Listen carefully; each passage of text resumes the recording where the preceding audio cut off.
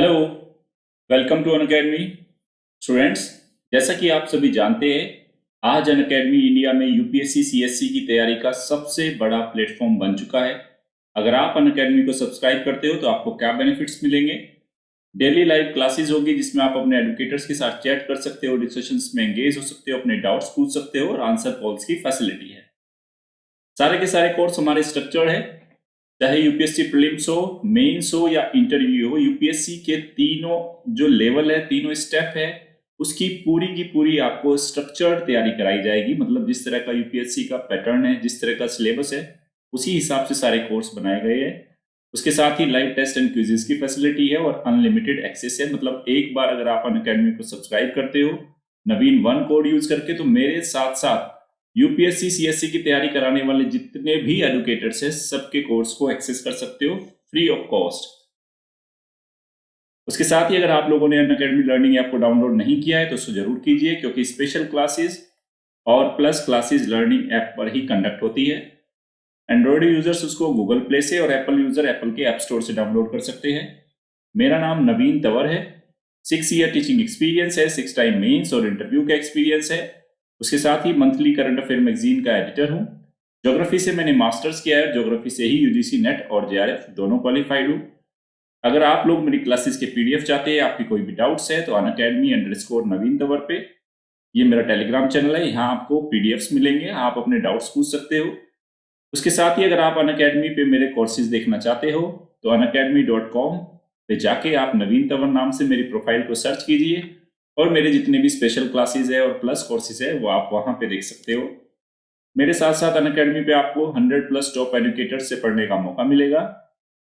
सारे के सारे कोर्स कॉम्प्रिहेंसिवली डिजाइन किए गए, चाहे पॉलिटी, गवर्नेंस, आईआर हो, geography, science tech, NCERT, history, optional, environment, ecology, art and culture, current affair, Indian economy, practice and strategy sessions भी है और आंसर राइटिंग कोर्सेज भी अवेलेबल है। अगर आप अनअकैडमी को सब्सक्राइब करना चाहते हो तो दो ऑप्शन है, एक प्लस है, सेकंड है आइकॉनिक। जो प्लस है स्टूडेंट, 1 मंथ से लेके 3 ईयर तक आपके पास ऑप्शन है। साल भर की जो फीस है 49,500 है, 2 साल की है 72,000 और 3 साल की है 90,000। मैं पर्सनली रिकमेंड करूंगा कि स्टूडेंट जिस तरह से अनअकैडमी के कोर्सेज है, जिस तरीके से एक प्रॉपर अंडरस्टैंडिंग डेवलप होनी चाहिए सिविल सर्विसेज एग्जाम्स को लेके, तब आप एटलीस्ट 1 ईयर का कोर्स मिनिमम लेना। उसके बाद आप देख सकते हो कि 2 ईयर का लेना है या 3 ईयर का लेना है। लेकिन अगर आप मेरे रेफरल कोड नवीन1 को यूज करेंगे तो उससे आपको क्या मिलेगा, 10% का डिस्काउंट और मेरी मेंटरशिप मिलेगी। सेकंड ऑप्शन है आइकॉनिक। आइकॉनिक प्लस से क्यों बेटर है मैं बता देता हूं। इसमें पर्सनल कोच मिलता है, daily mains question answer writing practice होती है, स्टडी प्लान्स है और पर्सनलाइज्ड फीडबैक मिलेगा आपको। ये भी साल भर, 2 साल और 3 साल का ऑप्शन है आपको लेने का। साल भर की फीस है 69,500, 2 साल की है 1,07,000 और 3 साल की है 1,41,000।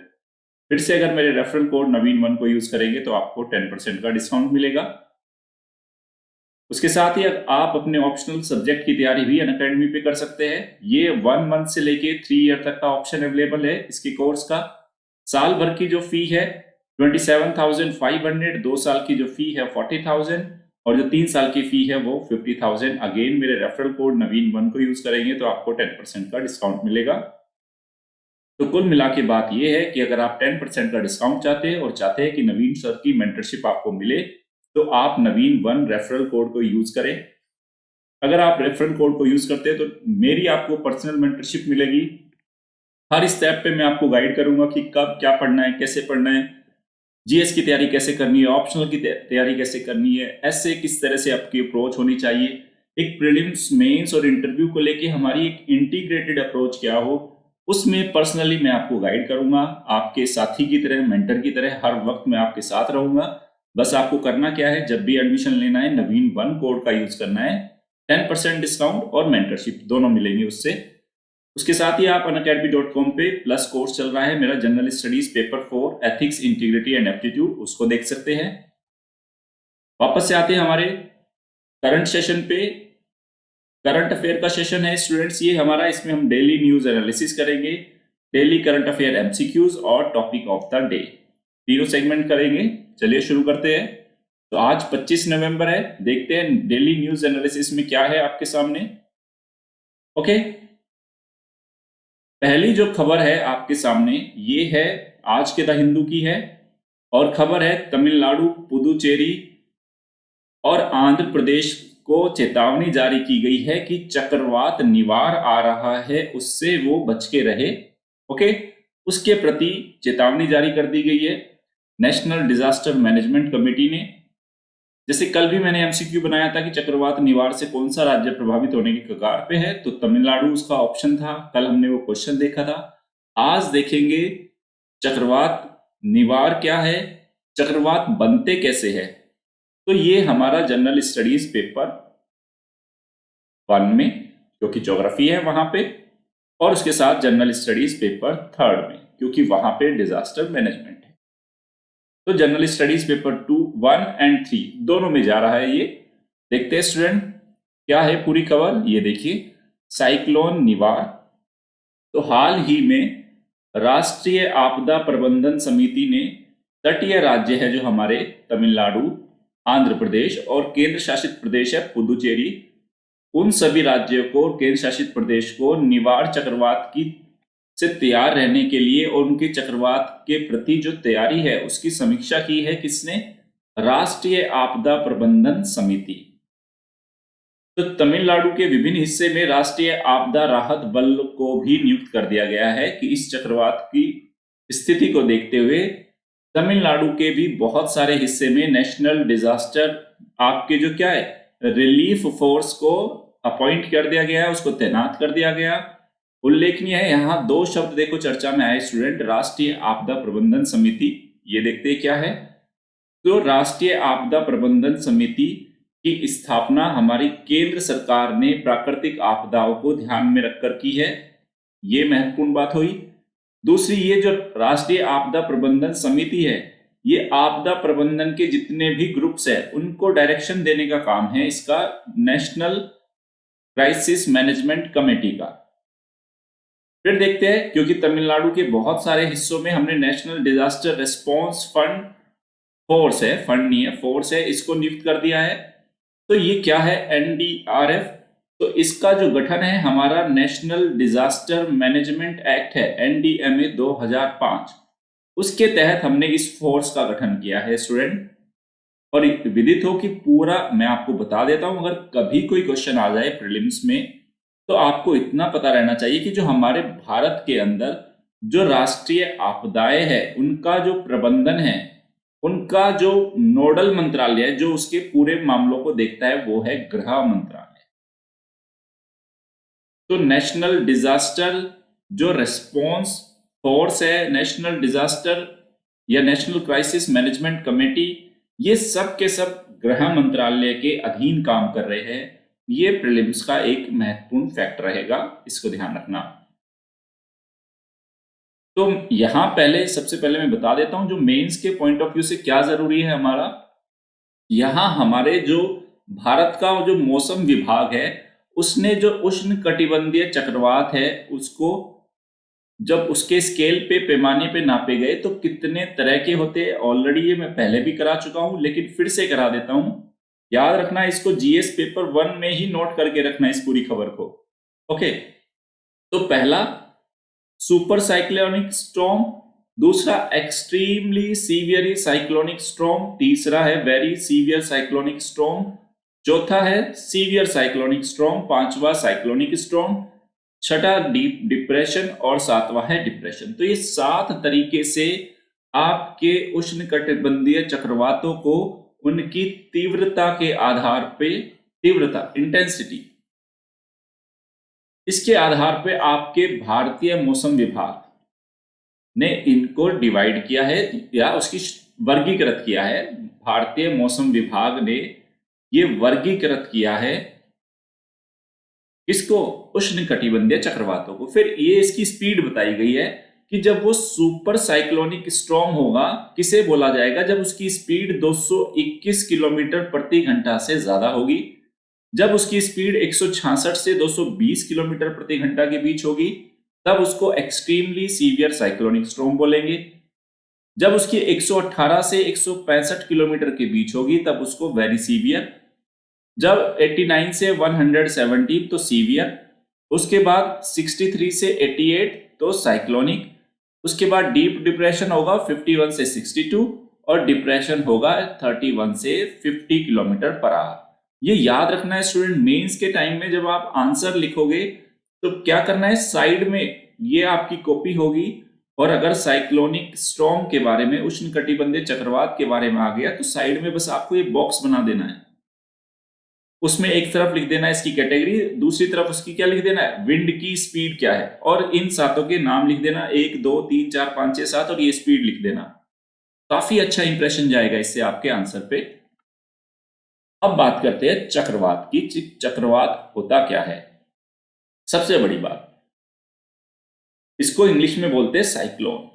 तो जब वायु दाब में अंतर पड़ने के कारण, देखो वायु दाब समुद्र तल से लेके जैसे ही आप ऊपर की ओर जाओगे, मतलब एल्टीट्यूड आपका बढ़ता चला जाएगा, तो आपका जो वायु दाब का जो प्रेशर है उसमें भी अंतर आना शुरू हो जाएगा स्टूडेंट्स। तो इसने बोला वायु दाब, तो वायु दाब को समदाब रेखाओं के जरिए, समदाब रेखाओं के जरिए आप रेखाएं होती है, उसमें आप वायु दाब को कैसे दर्शाते हो? तो देखो आप ये मान के चलो कि कुछ स्थान ऐसे हैं जहां पर वायु का दाब कितना है, ये मान के चलो 990 मिलीबार है। तो उन सारे स्थानों को जोड़ते हुए एक लाइन खींची गई जहां पे 990 मिलीबार का वायु दाब है। फिर ऐसे स्थानों को जोड़ना शुरू कर दिया आपने जहां पे वायु दाब अब 1000 मिलीबार है। ओके, फिर ऐसे स्थानों को जोड़ना शुरू कर दिया जहां पे वायु दाब आपका 1010 मिलीबार है। तो इस तरह से हम वायु दाब रेखाएं बनाते चले जाते हैं। तो वायु दाब समदाब रेखाएं क्या होती है? ऐसी रेखाएं जो समान वायु दाब के क्षेत्रों को मिलाते हुए ड्रॉ की जाती है। तो इस तरह से आपका समदाब रेखाएं चलती है। तब जो आपका, अब आप समझने की कोशिश करना कि जब वायु दाब में अंतर पड़ने के कारण केंद्र में निम्न दाब का निर्माण हो जाता है, तो आप देखो अगर सेंटर में देखें तो कितना है, सेंटर में है 990 मिलीबार का दाब, और जो बाहर की ओर ये मान के चलो 110 मिलीबार का दाब। तो अगर मैं कहूं अंतर निकाले 110 का और 990 का, तो कितना अंतर आ गया आपका? ये 20 मिलीबार का आपका ये अंतर आ गया। तो ये यही बोल रहा है कि जब वायु दाब में अंतर पड़ने के कारण केंद्र में निम्न दाब का निर्माण हो जाता है एवं चारों ओर उच्च दाब रहता है। तो इस 990 के चारों ओर देखो 1000, फिर 1010 और बाहर जाएंगे तो हो सकता है 1020 मिल जाए आपको। इस तरह से वायु दाब केंद्र में तो ये सेंटर में तो निम्न वायु दाब और बाहर की ओर उच्च वायु दाब बनता चला जाता है। तो इससे वायु हमेशा जो नियम है, जो वायु है उच्च दाब से निम्न दाब के क्षेत्रों की ओर चलती है। तो उच्च दाब कहाँ है? बाहर। तो ये देखो मैं दिखा देता हूं आपको, ये देखिए उच्च दाब तो है ये बाहर और निम्न दाब है अंदर। तो उच्च दाब से निम्न दाब के क्षेत्र की ओर क्या चलने लगेगी? ये हवाएं चलने लगेगी। ये देखो इस तरह से वायु उच्च दाब के केंद्र से निम्न दाब के केंद्र की ओर चलने लगती है। तो इससे वायु चक्राकार प्रतिरूप बनाते हुए उच्च दाब से निम्न दाब के केंद्र की ओर तेजी से चलने लगती है और इसे ही बोला जाता है चक्रवात। उम्मीद कर रहा हूं आपको समझ में आ गया होगा। फिर से समझो, समदाब रेखाएं समान दाब को मिलाने वाली रेखाएं। तो केंद्र में निम्न दाब है और चारों ओर जब बाहर की ओर चले जाते हैं तो उच्च दाब बनना शुरू हो जाता है। तो जब उच्च दाब से निम्न दाब की ओर हवाएं चलने लगती है और वो चक्राकार रूप में चलेगी। हालांकि जब मैं आपको ज्योग्राफी जीएस या ज्योग्राफी ऑप्शनल पढ़ाऊंगा तब मैं आपको ये बताऊंगा। कुछ बच्चे सोच रहे होंगे तो ये सीधे क्यों नहीं आई, ये हवाएं सीधी क्यों नहीं आई, ये ऐसे चक्कर काट के क्यों आ रही है? उसके लिए मैं जब आपको ज्योग्राफी पढ़ाऊंगा तो वहां कुछ नियम है, कुछ सिद्धांत है, कुछ बल है जो काम कर रहे हैं जिसकी वजह से सीधी नहीं चलती, ये चक्राकार रूप में चलती है। वो मैं आपको ज्योग्राफी में पढ़ाऊंगा। बस अभी इतना समझो कि बाहर उच्च दाब है, अंदर निम्न दाब है। तो उच्च दाब से निम्न दाब की ओर चक्राकार फॉर्म में जब हवाएं चलती है उनको हम बोलते हैं चक्रवात। ये ही आपका चक्रवात है। तो क्या हुआ इस तरह से चक्रवात का मतलब क्या हुआ? निम्न दाब का केंद्र होता है, इसमें सेंटर में निम्न दाब है। ये देखा ना, सेंटर में 990 कम है और बाहर की ओर फिर 1000, 1010, 1020 इस तरह से बढ़ता चला जा रहा है। जो चारों ओर से क्रमशः अधिक वायु दाब वाली समदाब रेखाओं से घिरा हुआ होता है। मैंने बता दिया कि चारों ओर कैसी है, अधिक दाब वाली समदाब रेखा है, उनसे घिरा होता है। तो चक्रवात में वायु चलने की दिशा उत्तरी गोलार्ध में, देखो अब चक्रवात भाई पृथ्वी का उत्तरी गोलार्ध भी है और दक्षिणी गोलार्ध भी है। पवनों के चलने की अपनी दिशाएं होती है, बहुत सारे बलों का भी प्रभाव पड़ेगा, तो चक्रवात की दिशा भी उसी के अकॉर्डिंग होती है। तो उत्तरी गोलार्ध और दक्षिणी गोलार्ध, पृथ्वी के दो गोलार्ध है, समझ के चलो, ये अर्थ है, ये विषुवत रेखा, इसके उत्तर में ये सारे उत्तरी गोलार्ध है और इसके दक्षिण में सारे दक्षिणी गोलार्ध है।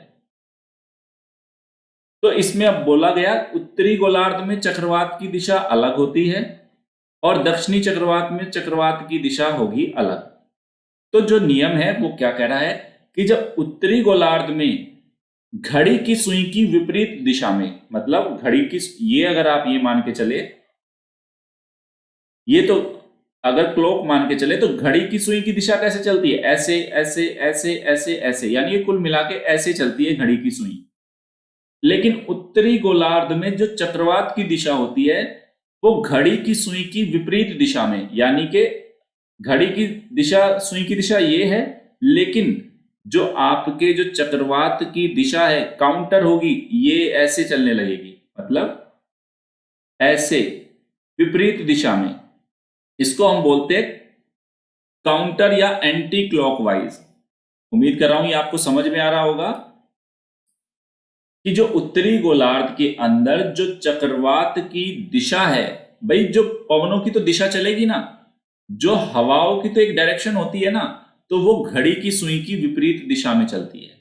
ये मान के चलो ये घड़ी की सुई की विपरीत दिशा में चल रही है, ये आपकी, ये है आपका उत्तरी गोलार्ध।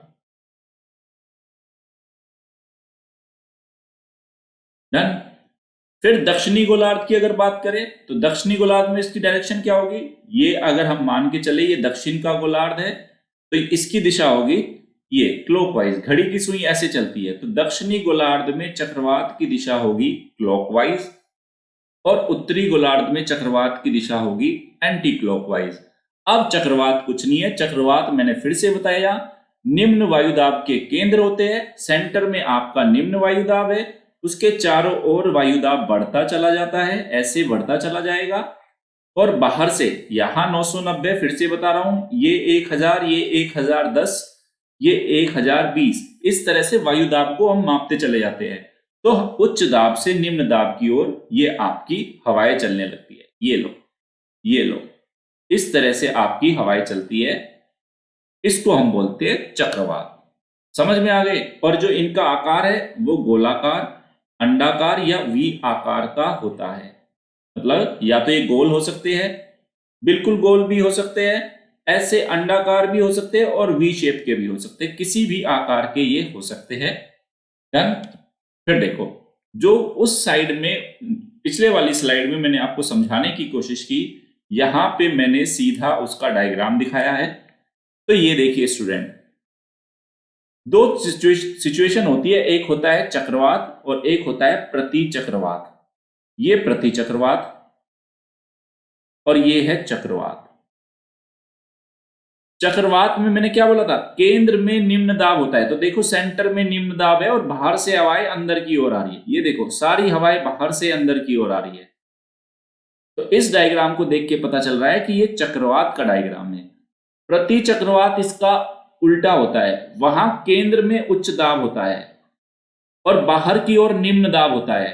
भाई केंद्र में उच्च दाब, बाहर की ओर निम्न दाब, तो हवाएं अंदर से बाहर की ओर चलेगी, अंदर से उच्च दाब क्षेत्रों से निम्न दाब क्षेत्रों की ओर चलेगी। बस एक सामान्य नियम बना लेना स्टूडेंट, मैं आपको बता देता हूं, लिख देता हूं कि जो चक्रवात में हवाएं है ना, जो वायु है वो उच्च दाब से निम्न दाब क्षेत्र की ओर बहती है, निम्न दाब क्षेत्रों की ओर जो चलती है। यह एक कॉमन प्रिंसिपल है किसका, वायु का। जहां उच्च दाब होगा और जहां निम्न दाब होगा, दाब के बीच में अंतर होगा और हमेशा कैसे उच्च दाब से चलेगी इस निम्न दाब की ओर। अब देखो चक्रवात के अंदर मैंने आपको बताया था केंद्र में निम्न दाब होता है और यहां बाहर की तरफ होता है उच्च दाब।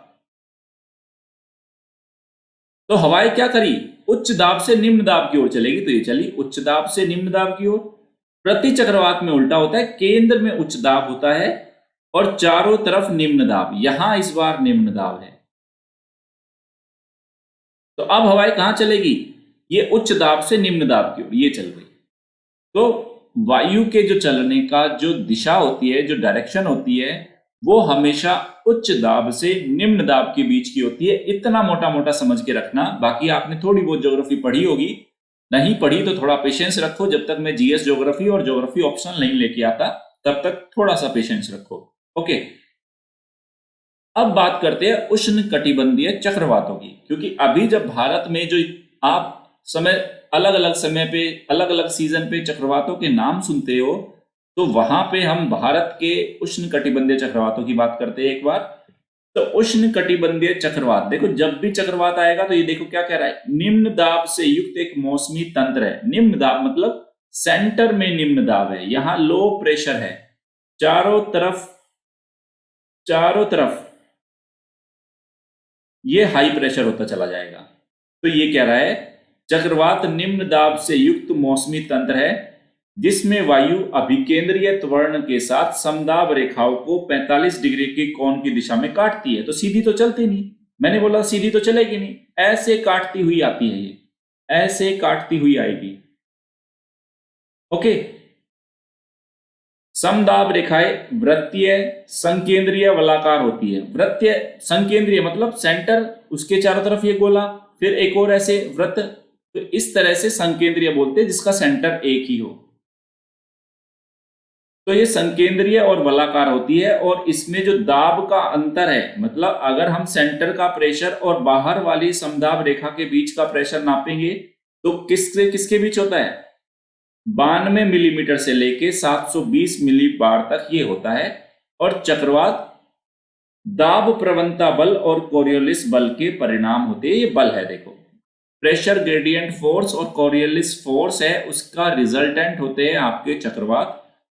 किन दशाओं में उत्पन्न होते हैं, ये देखो समुद्र का तापमान 27 डिग्री सेंटीग्रेड होना चाहिए।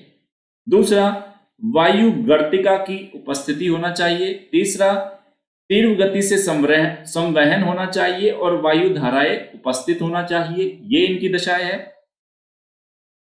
चौथा, समुद्र तल पर उपस्थित वायु में लगभग संतृप्तता होनी चाहिए।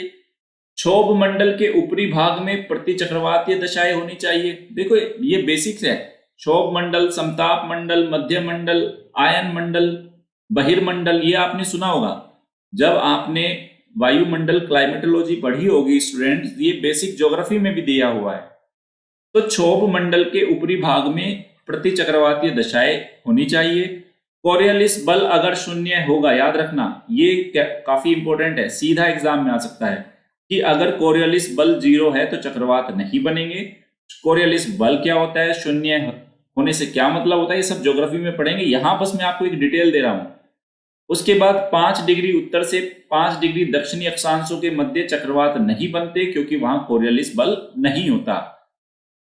व्यापारिक पवनों की गति 40 किलोमीटर प्रति घंटा से अधिक होनी चाहिए जिससे कि चक्रवात समुद्र से वो डिस्प्लेस होता चले और हो सके, और यह दशा इसके निर्माण और विकास में अत्यधिक आवश्यक है। समदाब रेखाएं, देखो आ गया ना, समुद्र की प्राप्ति होनी चाहिए, ठीक है, समुद्र पर प्राप्त होनी चाहिए, ठीक है, समुद्र पर प्राप्त होनी चाहिए। उसके बाद ITCZ inter tropical convergence zone के अंदर वायु गर्तिका का प्रवेश और वायु गर्तिका का निर्माण एक महत्वपूर्ण आवश्यकता है। मतलब जब भी चक्रवात बनेगा तो ये सारी आइडियल कंडीशंस है। ये देखो अभी किसी NCERT वगैरह में आपको नहीं मिलेगी, मैंने आपको लिखवा दिया, आप इनको नोट करके लिख लेना। GS पेपर 1 में नोट कर लेना, जैसे ही मैं ज्योग्राफी पढ़ाऊंगा आपको एक एक शब्द एक एक लाइन समझ में आ जाएगी, बस अभी नोट करके रख लेना। डन। नेक्स्ट है, उत्तर प्रदेश की सरकार एक अध्यादेश लेके आई है जिसमें यह बोला गया अगर गैर कानूनी तरीके से धर्मांतरण किया गया, याद रखना गैर कानूनी तरीका, गैर कानूनी तरीके से अगर धर्म को बदला गया तो उसके लिए जुर्माने और सजा दोनों का, मतलब जुर्माने और कारावास दोनों का ही प्रावधान किया गया है। तो ये कहां जाएगा? ये जाएगा जनरल स्टडीज पेपर 2। ये देखो, जनरल स्टडीज पेपर 2 और जनरल स्टडीज पेपर 1 दोनों में जाएगा। देखो, पहले उसमें एक सामाजिक मुद्दा है, जनरल स्टडीज का पेपर 1 जिसमें हम सामाजिक मुद्दे पढ़ते हैं, तो वहां जाएगा ये। और जनरल स्टडीज पेपर 2 जिसमें हम स्टडी करते हैं सरकार की नीतियां, सामाजिक न्याय, गवर्नेंस, वो वाले इश्यू है।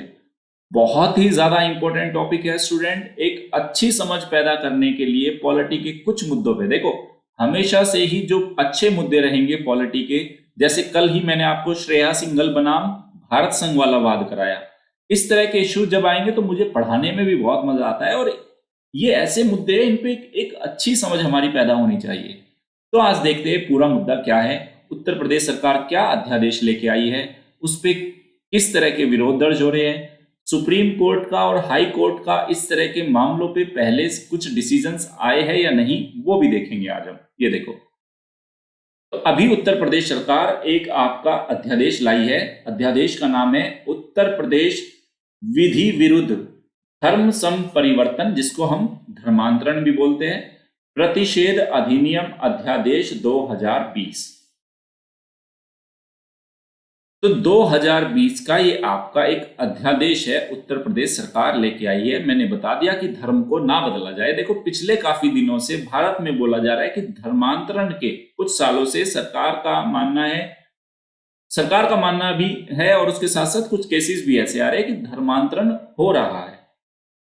तो उस धर्म के अंतरण को, धर्म परिवर्तन को रोकने के लिए उत्तर प्रदेश सरकार एक अध्यादेश लाई है। पहले इसको समझेंगे। देखो क्या कह रहा है ये अध्यादेश।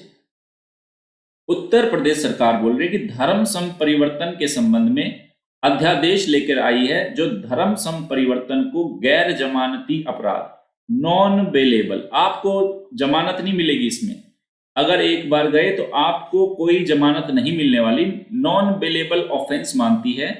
और यहां तक कि कुछ मामलों में 10 साल तक की सजा का प्रावधान है।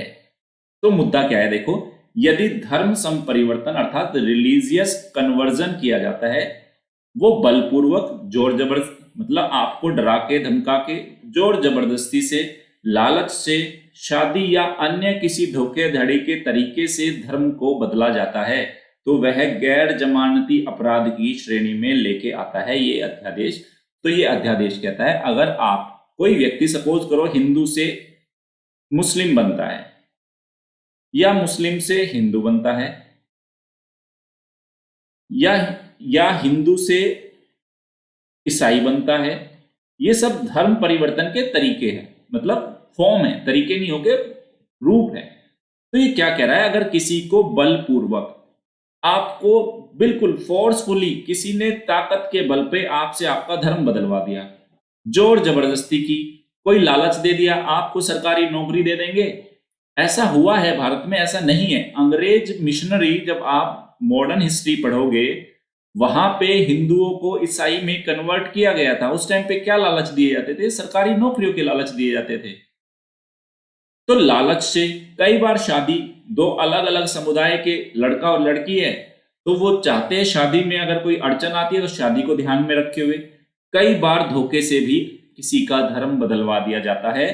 तो ये सारे के सारे अगर तरीके अपनाए जाते हैं तो वो गैर जमानती अपराध की श्रेणी में शामिल होगा। और अगर सरकार के इस कानून का उल्लंघन होने पर 1 साल से लेकर 5 साल तक की सजा और 15,000 रुपए तक का जुर्माना लगाया जा सकता है। और क्या प्रावधान है, देखो, यदि कोई नाबालिग यानी कि माइनर या अनुसूचित जाति या जनजाति यानी कि एससी या एसटी कम्युनिटी की महिला का गैर कानूनी तरीके से धर्म बदलवाया जाता है, गैर कानूनी तरीके वही होंगे, जोर जबरदस्ती, बल के पूर्वक, लालच के, धोखाधड़ी, उनके सारे, तब उस मामले में 3 साल से लेकर 10 साल तक की सजा होगी और 25,000 रुपए तक का जुर्माना लगाया जा सकता है। और याद रखना, ये नॉन बेलेबल है, आपको जमानत नहीं मिलेगी। और यह अध्यादेश क्या कह रहा है, अगर सामूहिक रूप से धर्म परिवर्तन कराने वाले संगठनों, कुछ ऐसे सामाजिक संगठन होते हैं, अगर उन सामाजिक संगठनों ने सामूहिक रूप से, कई बार मतलब बड़ी संख्या में लोग बाग एक साथ धर्म बदलते हैं, तो धर्म परिवर्तन कराने वाले संगठनों का भी पंजीकरण रद्द करने का प्रावधान करता है। ऐसे संगठनों का भी जो रजिस्ट्रेशन है वो कैंसिल हो जाएगा।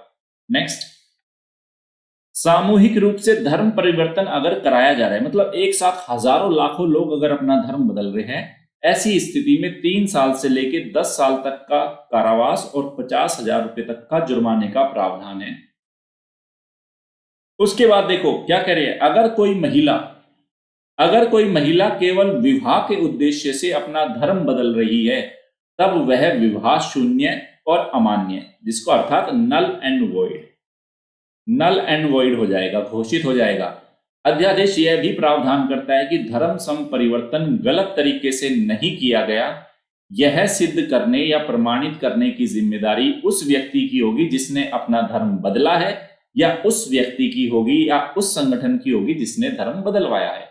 सपोज करो आप कोई कल किसी एक्स पर्सन के ऊपर ये आरोप लगता है या किसी जेड संगठन के ऊपर ये आरोप लगता है कि आपने धर्म परिवर्तन किया, तब ये कौन प्रूव करेगा कि मैंने गलत तरीके से इसको परिवर्तन नहीं किया, लालच के बल पे, धोखाधड़ी, किसी और आधार पे नहीं किया? तो या तो इस एक्स व्यक्ति की जिम्मेदारी होगी, ये खुद बताएगा कि मैंने गलत तरीका नहीं अपनाया, मेरे साथ कोई जोर जबरदस्ती नहीं हुआ, ये खुद प्रमाणित करेगा इसको।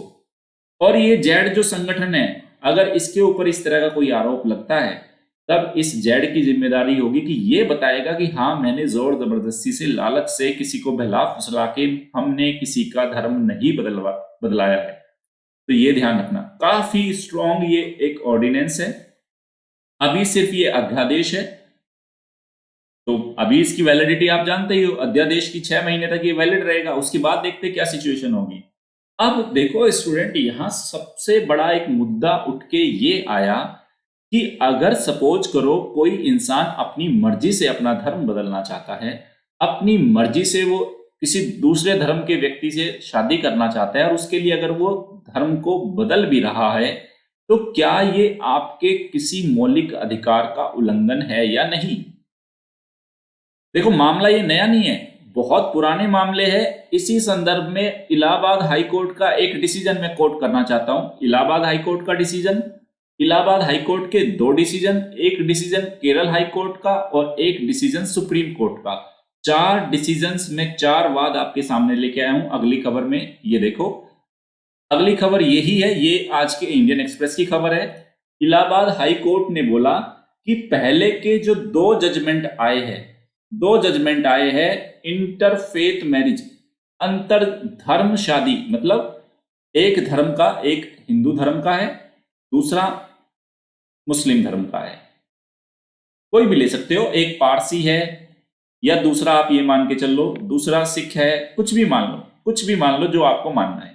तो इलाहाबाद हाई कोर्ट का जो अभी लेटेस्ट डिसीजन आया है, जो उसने बताया है, अपना विचार रखा है, उसने बोला है कि अगर इंटरफेथ मतलब अलग अलग धर्म के व्यक्ति आपस में शादी करते हैं, और अब से पहले के कोर्ट्स के डिसीजन ऐसे आए हैं कि जिसमें केवल, अगर आपको याद हो, मैंने पिछले महीने ही पढ़ाया था, जिसमें यह डिसीजन आया था कि अगर सिर्फ शादी के लिए धर्म बदला जा रहा है तो उसमें आपको प्रोटेक्शन नहीं दिया जाएगा।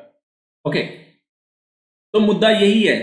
तो अभी जो इलाहाबाद हाई कोर्ट की जो पीठ है, उसने ये बोला है, अगर इंटरफेथ मैरिज हो रही है, एक धर्म के व्यक्ति की दूसरे धर्म के व्यक्ति से शादी हो रही है, और उसको अगर आप अवैध घोषित करते हो, तो वो एक अच्छा निर्णय नहीं है। That is not a good law. ये देखो, ये इस तरह का एक अच्छा नियम या एक अच्छा कानून नहीं है। और ये इलाहाबाद हाई कोर्ट का ये डिसीजन अब रिसेंट में इसलिए भी ज्यादा इंपॉर्टेंट हो गया क्योंकि अभी उत्तर प्रदेश सरकार इसके बारे में एक अध्यादेश लाई है। तो हम यही देखेंगे कि यहां हो क्या रहा है। तो ये साफ साफ जा रहा है जनरल स्टडीज पेपर 2 में और जनरल स्टडीज पेपर 1 में। देखो, एक कुछ मुद्दों पे ना स्टूडेंट्स, आपका जो सुप्रीम कोर्ट, हाई कोर्ट के डिसीजंस है ना, वो हमें बहुत अच्छे से पता होना चाहिए।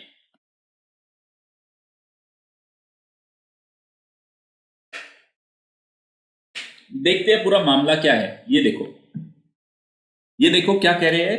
इलाहाबाद हाईकोर्ट कहती है कि वयस्क लोगों को, यानी कि जो अडल्ट है, यानी कि जो मैच्योर है, उनको जीवन साथी चुनने का अधिकार है। ये इलाहाबाद हाईकोर्ट का अभी का डिसीजन है, आज ही न्यूज़पेपर में आया है।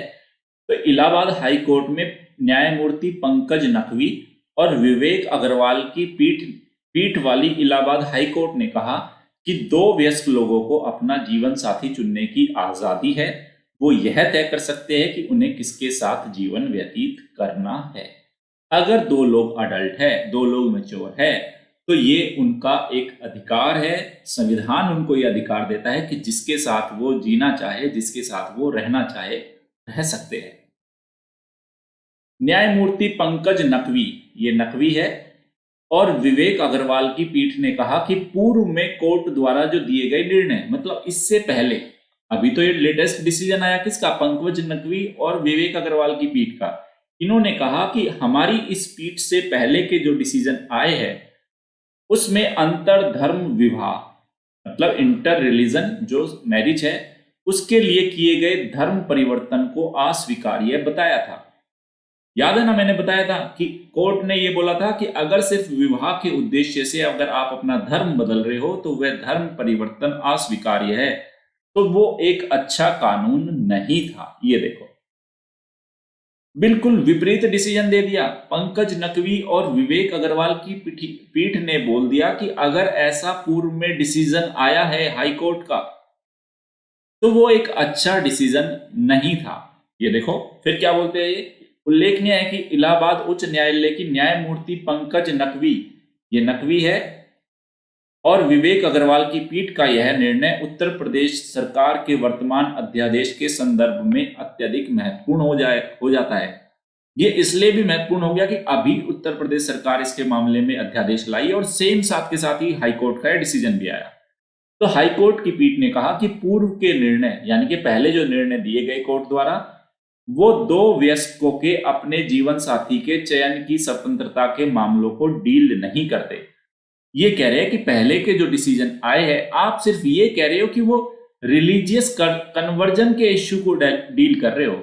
रिलीजियस कन्वर्जन का इश्यू डील किया है आपने उन सारे मामलों में उनकी चॉइस कि किसके साथ उनको जीना है, किसके साथ नहीं जीना। मुद्दा असली ये होना चाहिए था, उनकी चॉइस का मैटर था। आप उन मुद्दों में ले गए, पुराने वाले केसेस में ले गए रिलीजियस कन्वर्जन के इश्यू को।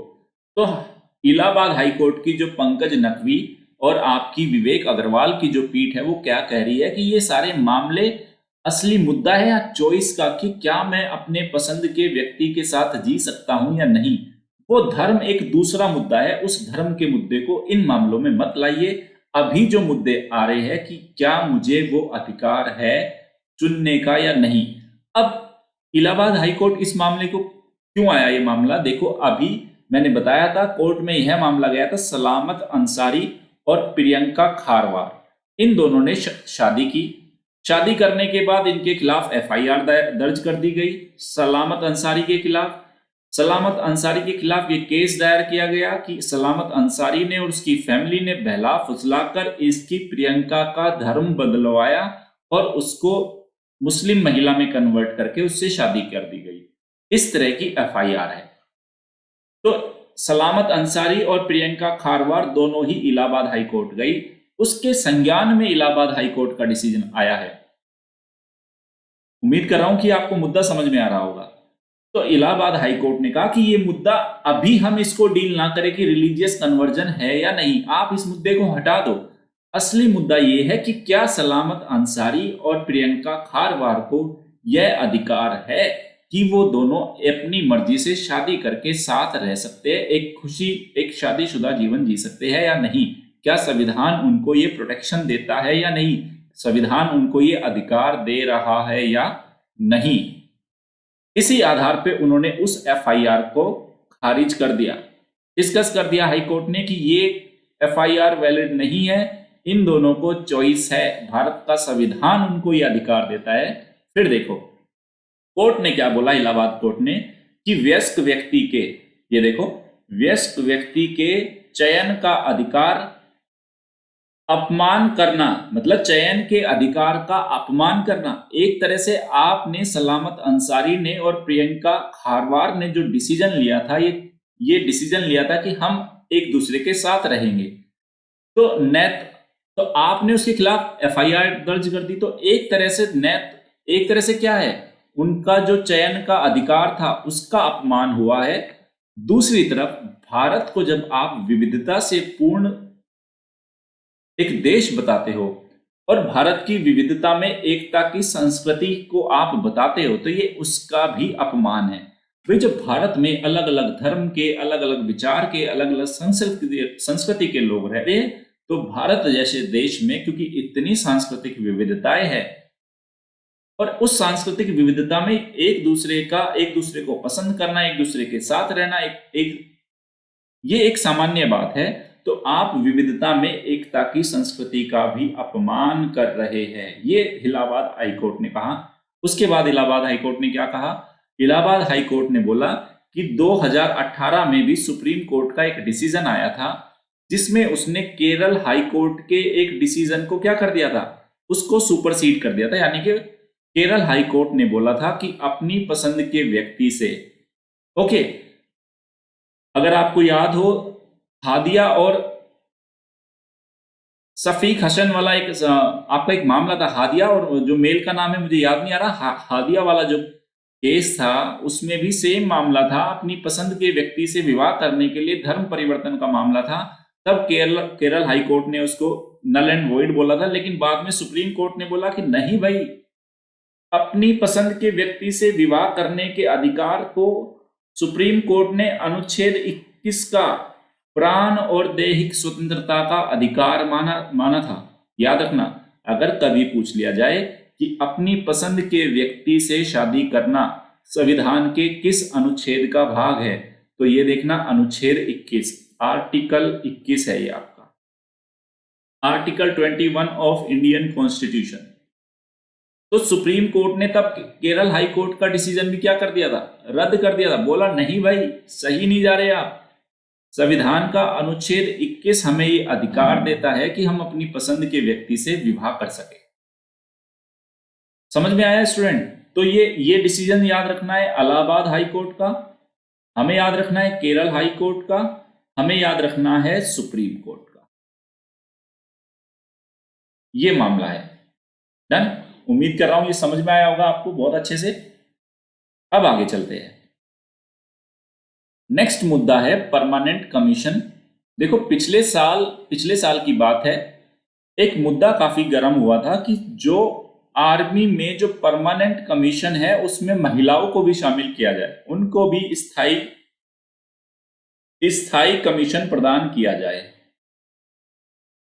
पहले भारत सरकार ने बोला था कि नहीं, स्थायी कमीशन नहीं दिया जाएगा, बहुत सारे मुद्दे हैं जिनके चलते हम महिलाओं को स्थायी कमीशन नहीं देंगे। बाद में सुप्रीम कोर्ट ने बोला नहीं, स्थायी कमीशन देना होगा। तो फिर से अगर मैं बात करूं तो जाएगा जनरल स्टडीज पेपर 1, क्योंकि सामाजिक मुद्दा है। जनरल स्टडीज पेपर 2, ये लो, ये एक न्यायिक मुद्दा भी है, ये एक नीतिगत मुद्दा भी है। तो अब जो आज के द हिंदू की ये खबर है कि कुछ महिला आर्मी ऑफिसर सुप्रीम कोर्ट गई है, उन्होंने बोला है कि आपके डिसीजन के बावजूद भी केवल लगभग 615 महिलाओं को लाभ मिलना चाहिए था परमानेंट कमीशन का, लेकिन सिर्फ 270 महिलाओं को ही परमानेंट कमीशन मिला है, जो 50% से भी कम है। जबकि उसी टाइम पीरियड में 90% से ज्यादा जो मेल कैंडिडेट्स थे, मेल ऑफिसर्स थे आर्मी के, उनको परमानेंट कमीशन मिला, लेकिन महिलाओं में केवल 50% से कम ऑफिसर्स को ही परमानेंट कमीशन मिला है। तो ये परमानेंट कमीशन क्या है, पिछले साल ये क्या मुद्दा था, उस सारे मुद्दे को बिल्कुल बहुत डिटेल में देखेंगे। बस रुकिए 1 मिनट।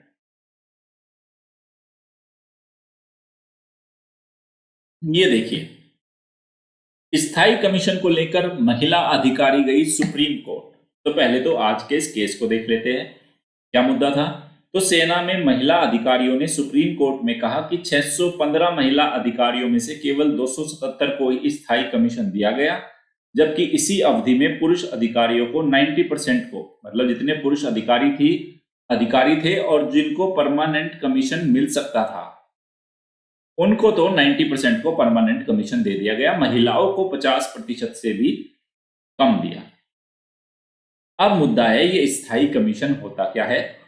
पिछले साल का ये पूरा मामला क्या था वो लेके आया हूं मैं आपके सामने। देखो, पूरा डिटेल में जानेंगे महिलाओं के लिए स्थायी कमीशन। पिछले साल ये मामला सुप्रीम कोर्ट में गया तो वहीं से शुरुआत करते हैं। आज से लगभग 10 महीने की बात है। ये खबर है फरवरी 2020 की।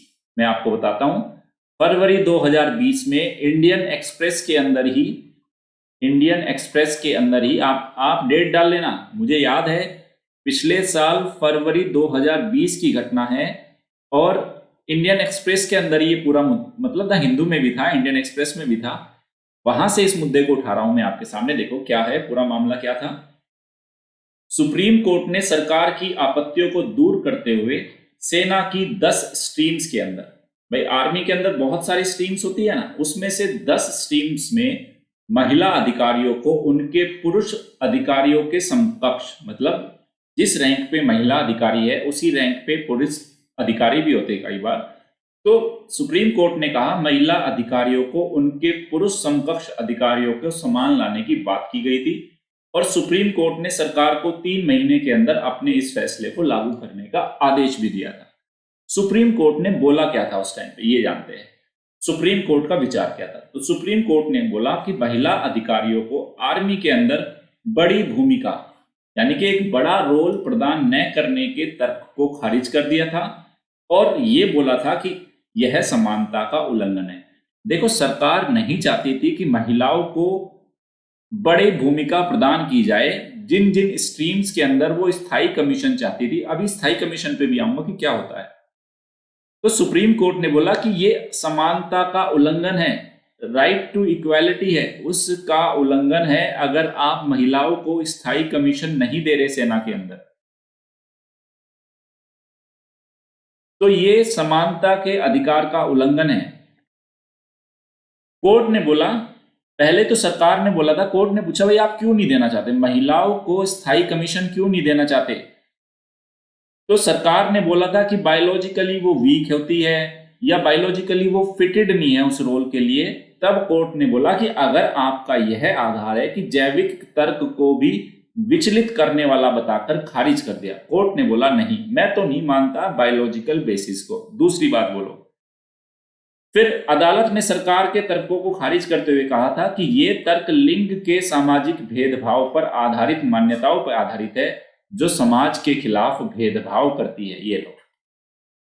दूसरा क्या बोला सुप्रीम कोर्ट ने बोला, सेना में वास्तविक समानता लाने के लिए मानसिकता में बदलाव की जरूरत है। फिर सुप्रीम कोर्ट ने यह भी बोला कि सेना के अंदर मानसिकता बदलनी होगी। अगर आपको ये लगता है कि कुछ ड्यूटीज, कुछ रोल्स केवल मेल ऑफिसर्स ही प्ले कर सकते हैं, फीमेल ऑफिसर्स नहीं कर सकती, तो ये आपकी खराब मानसिकता है, उस मानसिकता को बदलो। दूसरा। तीसरा, विदित हो कि इस तरह का ऐसा नहीं है कि पहला मामला इसी साल गया था सुप्रीम कोर्ट में। पहला मामला साल 2003 में गया था जिसमें महिला अधिकारियों द्वारा, आर्मी की महिला अधिकारियों द्वारा दिल्ली उच्च न्यायालय में वो गई थी और फिर 2010 में दिल्ली उच्च न्यायालय ने महिला अधिकारियों के फेवर में फैसला सुनाया था, लेकिन सरकार ने इसको लागू नहीं किया क्योंकि सरकार फिर हाई कोर्ट से कहां चली गई, सुप्रीम कोर्ट में। तो ये देखो, ये मामला पिछले 17 सालों से चलता आ रहा है। पहले दिल्ली हाई कोर्ट में गया, दिल्ली हाई कोर्ट ने वीमेन ऑफिसर्स के फेवर में डिसीजन सुनाया। उसके बाद जो ये मामला फिर जो सरकार है, केंद्र सरकार, इस मामले को लेके चली गई सुप्रीम कोर्ट में और अभी सुप्रीम कोर्ट ने भी यही बोला कि नहीं, महिलाओं को स्थायी कमीशन दिया जाए। देखो स्टूडेंट्स, ये जो आपका महिला कमीशन वाला जो मुद्दा है, मैं आपको बता देता हूं, हो सकता है कि ये यूपीएससी के GS paper 4 ethics GS paper 4 में एक केस स्टडी बन के आ जाए और केस स्टडी में वो सारे मुद्दे उठाए जाए जिनको सरकार ने तर्क के रूप में दिया कि वो जैविक रूप से कमजोर होती है, उनके साथ कुछ अभद्रता हो सकती है। अगर शत्रु देश के मतलब शत्रु देश की सेना ने अगर उनको पकड़ लिया तो उनके आत्मसम्मान गरिमा के साथ खिलवाड़ हो सकता है। ओके, उनको बच्चों का भी पालन पोषण करना होता है, पारिवारिक जिम्मेदारियां होती है, और वो कठिन परिस्थितियों में अपनी जॉब को फॉलो नहीं कर सकती। इस तरह के केस स्टडी के बहुत सारे क्राइटेरिया बना के आपको ट्रैप करने की कोशिश की जाएगी। अगर जिस बच्चे को इस केस के बारे में पता है, सुप्रीम कोर्ट का जो डिसीजन है, हाई कोर्ट ने क्या बोला था, तो वो तो इस केस स्टडी को डील कर लेगा। देखो, कुछ इस तरह की केस स्टडीज को डील करने के लिए ऐसे केसेस का जो करंट में चल रहे हैं उनकी एक इन डेप्थ नॉलेज होना हमारे पास जरूरी है। तो इस बात को आप ध्यान रखना। केस स्टडी में हो सकता है आ ही जाए, इसी साल की केस स्टडी में आ जाए, और फिर हम सुप्रीम कोर्ट के डिसीजन से ही उस केस को सॉल्व करेंगे। ओके, फिर मुख्य मुद्दा क्या है, अब मैं समझाता हूं ये स्थायी कमीशन का क्या चक्कर है। देखो, वर्तमान में जो पुरुष जो ऑफिसर्स है वो शॉर्ट सर्विस कमीशन SSC बोले जाते हैं, उसके अधिकारी 10 साल की सेवा के अंत में स्थायी कमीशन का विकल्प चुन सकते हैं। देखो, आप शॉर्ट सर्विस कमीशन से आर्मी के अंदर आपने एंट्री ले ली, 10 साल की जॉब के पास आपके पास विकल्प है कि आप इसको आगे कंटिन्यू करना चाहते हो या बाहर निकलना चाहते हो।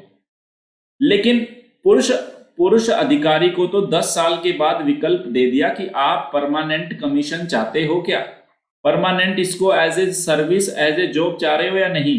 लेकिन महिला अधिकारियों को यह विकल्प नहीं उपलब्ध था। ये देखो, महिला अधिकारियों को 10 साल की जॉब के बाद उनको क्या करना होता था, उनको आगे कमीशन नहीं किया जाता था। लेकिन पुरुष के सामने विकल्प था कि वो चाहे तो परमानेंट कमीशन हो सकता है। इस प्रकार के किसी भी कमांड में नियुक्ति के बाहर रहती थी, तो महिलाएं इस तरह किसी भी कमांड में नहीं आ पाती थी, और ना ही सरकारी पेंशन के लिए उनको अर्हता, सरकारी पेंशन भी नहीं मिल सकती थी, जो एक अधिकारी को केवल तब मिलती है जब उसकी 20 साल की सर्विस कंप्लीट हो जाए। यह ध्यान रखना कि परमानेंट कमीशन होने के बाद ही आपको सरकारी पेंशन के लिए आप एलिजिबल थे। तो इसी मुद्दे को लेके महिलाएं गई, महिला ऑफिसर्स गई पहले दिल्ली हाई कोर्ट में, फिर सुप्रीम कोर्ट में, कि हमें भी परमानेंट कमीशन दिया जाए। अब सरकार क्यों नहीं देना चाहती थी, ये देख लो, सरकार की बात सुन लो। सरकार क्यों नहीं देना चाहती थी महिलाओं को स्थायी कमीशन? सरकार बोल रही है कि सेना में महिला अधिकारियों के रोजगार पे उनकी मैटरनिटी का, बच्चों की देखभाल का और कुछ मेंटल एक रेस्ट्रिक्शंस है उसका प्रभाव पड़ता है। उनको बच्चे का पालन पोषण करना है, उनकी मैटरनिटी की कंडीशंस है, बच्चों की देखभाल है, और कुछ साइकोलॉजिकल कुछ कंस्ट्रेंट्स है। दूसरा, बच्चों की शिक्षा, गर्भावस्था के कारण लंबे समय तक वो अनुपस्थित रहती है। मातृत्व की आवश्यकताओं को पूरा करना महिलाओं के सामने एक बड़ी चुनौती है, जिसको ध्यान में रखते हुए महिलाओं को परमानेंट कमीशन नहीं दिया जा सकता। ओके, आगे है ना बायोलॉजिकल फैक्टर, वो मैटरनिटी है, वो मां बनती है, वो लॉन्ग लीव पे रहती है। उसके बाद कुछ शारीरिक सीमाएं भी बताइए। देखो, सरकार क्या बोल रही थी, कुछ फिजिकल कंडीशंस है जिसके चलते भी उनकी फिजियोलॉजिकल शरीर की कुछ सीमाएं हैं। जैसे सैनिक क्या होते हैं, कठिन इलाकों में नियुक्त होते हैं, -45 डिग्री टेम्परेचर पे वो लद्दाख में, सियाचिन में उनकी अपॉइंट होती है। फिर अलग अलग पोस्टिंग पे प्रतिकूल जलवायु परिस्थितियों का काम करने के लिए उन्हें कहा जाएगा। उनको बोलेगा जाओ -50 डिग्री टेम्परेचर में 6 महीने की आपकी जॉब है, वहां पे जाओ। कह रहे उस तरह की जॉब को महिला ऑफिसर्स नहीं सहन कर पाएगी, ये सरकार का कहना था। और युद्ध जैसी परिस्थितियों में भी उन्हें विशेष शारीरिक स्थिति में होना पड़ेगा। जब युद्ध होता है शत्रु देश के साथ, तो एक पता नहीं किस टाइप की कैसी सिचुएशन बन जाए, तो वहां पे भी उनको उसका सामना करना पड़ सकेगा। तो सरकार का कहना था कि वो युद्ध की भूमिका में ज्यादा सेटल्ड, ज्यादा उपयुक्त वो नहीं है, इसके चलते हम इनको परमानेंट कमीशन नहीं देना चाहते। ओके, अब मुद्दा आता है कि महिलाओं को स्थायी कमीशन दिया क्यों जाए, ये असली मुद्दा है। महिला ऑफिसर्स क्यों मांग कर रही थी? पहला, वो कह रही है कि आप दुनिया भर के रिकॉर्ड उठा के देख लो, महिलाओं ने वर्दी में अपनी भूमिका को बहुत ज्यादा जिम्मेदारी के साथ उठाया है। बिल्कुल। दूसरा, वायुसेना के अंदर महिलाओं को लड़ाकू पायलट बनने की अनुमति दी गई।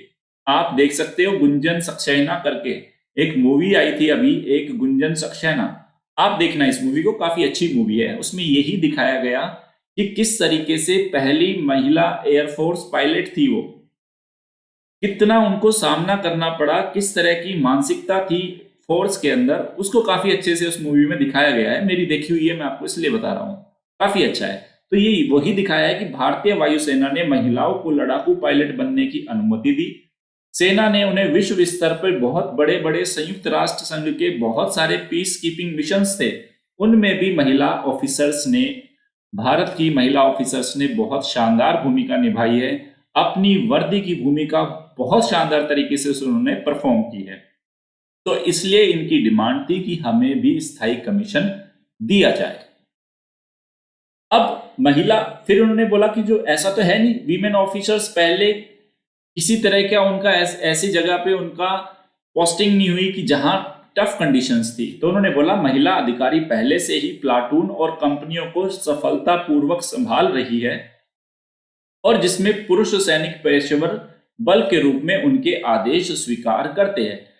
एक और तर्क सरकार के द्वारा यह भी दिया गया था कि जो कई बार क्या होते हैं, जो आर्मी के अंदर जो सोल्जर्स होते हैं, वो हो सकता है कि किसी महिला अधिकारी के आदेश का पालन करने में उनको तकलीफ हो। तब महिला अधिकारी बोली कि ऐसा नहीं है कि आज तक किसी पुरुष सोल्जर्स ने महिला अधिकारियों के आदेशों का सामना नहीं किया।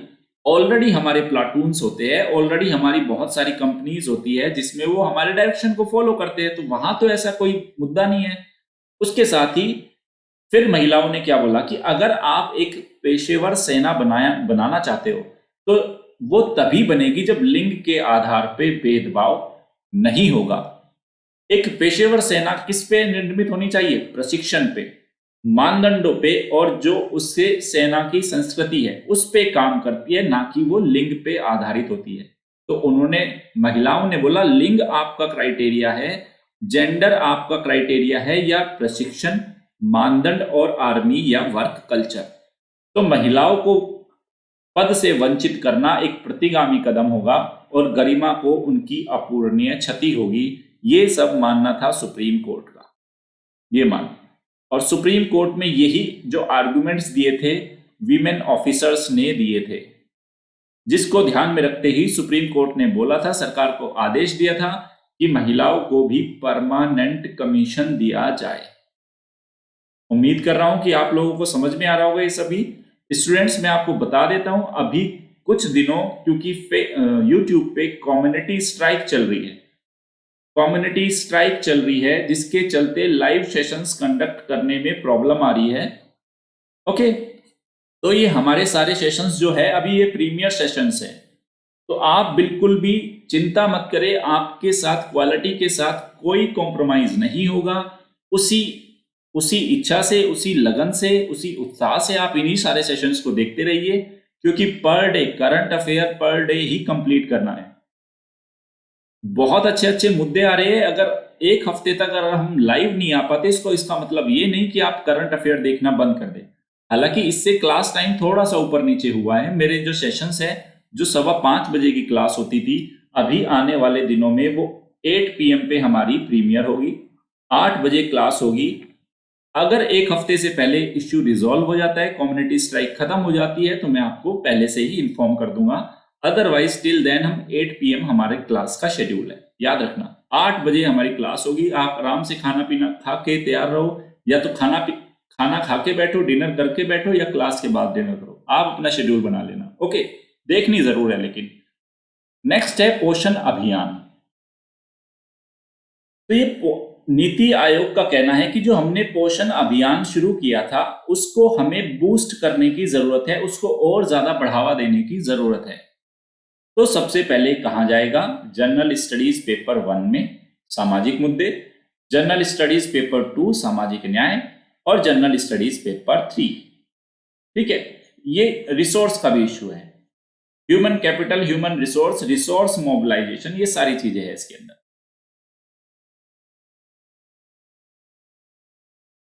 तो ये मुद्दा क्या है, पोषण अभियान क्या है, नीति आयोग क्या कहना चाहते हैं, देखते हैं। ये देखो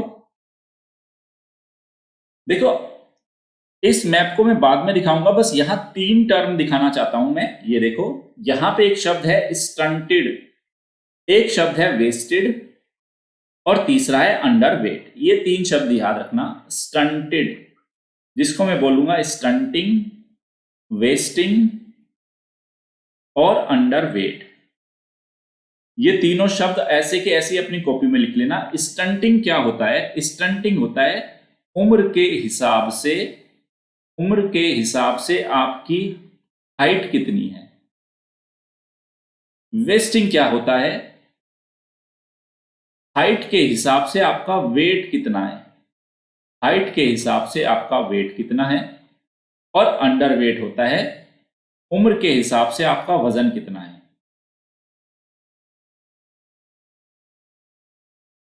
ये लो, तो अंडरवेट है उम्र के हिसाब से वजन, वेस्टिंग क्या है? हाइट के हिसाब से वजन, और स्टंटिंग क्या है? उम्र के हिसाब से हाइट।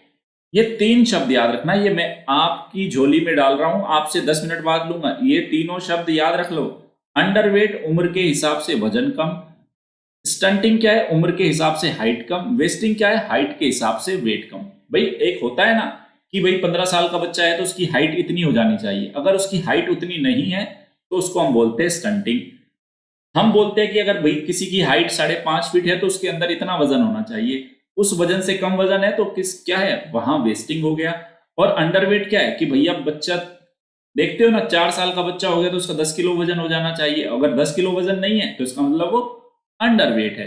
तो स्टंटिंग, वेस्टिंग और अंडरवेट, ये 3 टर्म दिए हैं मैंने। अब आगे चलो, ये देखो पोषण अभियान क्या है। पहली बात तो इसको हम देखेंगे, काफी इंपॉर्टेंट है ये मेंस के पॉइंट ऑफ व्यू से और पीटी के पॉइंट ऑफ व्यू से। तो नीति आयोग ने हाल ही में जारी एक रिपोर्ट जारी की है जिसमें उसने बोला कि 2022 तक हमने जो स्टंटिंग यानी कि उम्र के हिसाब से हाइट, वेस्टिंग हाइट के हिसाब से वजन और अनीमिया के लक्ष्य को प्राप्त करने के लिए और अधिक प्रयासों की जरूरत होगी।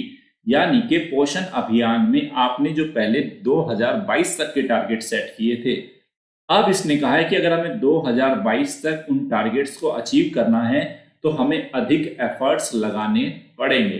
फिर देखो, उल्लेखनीय है कि पोषण अभियान है क्या? ये भारत सरकार का एक फ्लैगशिप अभियान है जिसका उद्देश्य महिलाओं और बच्चों में न्यूट्रिशन का लेवल बेटर करना है। याद रखना, महिलाएं भी है और बच्चे भी है।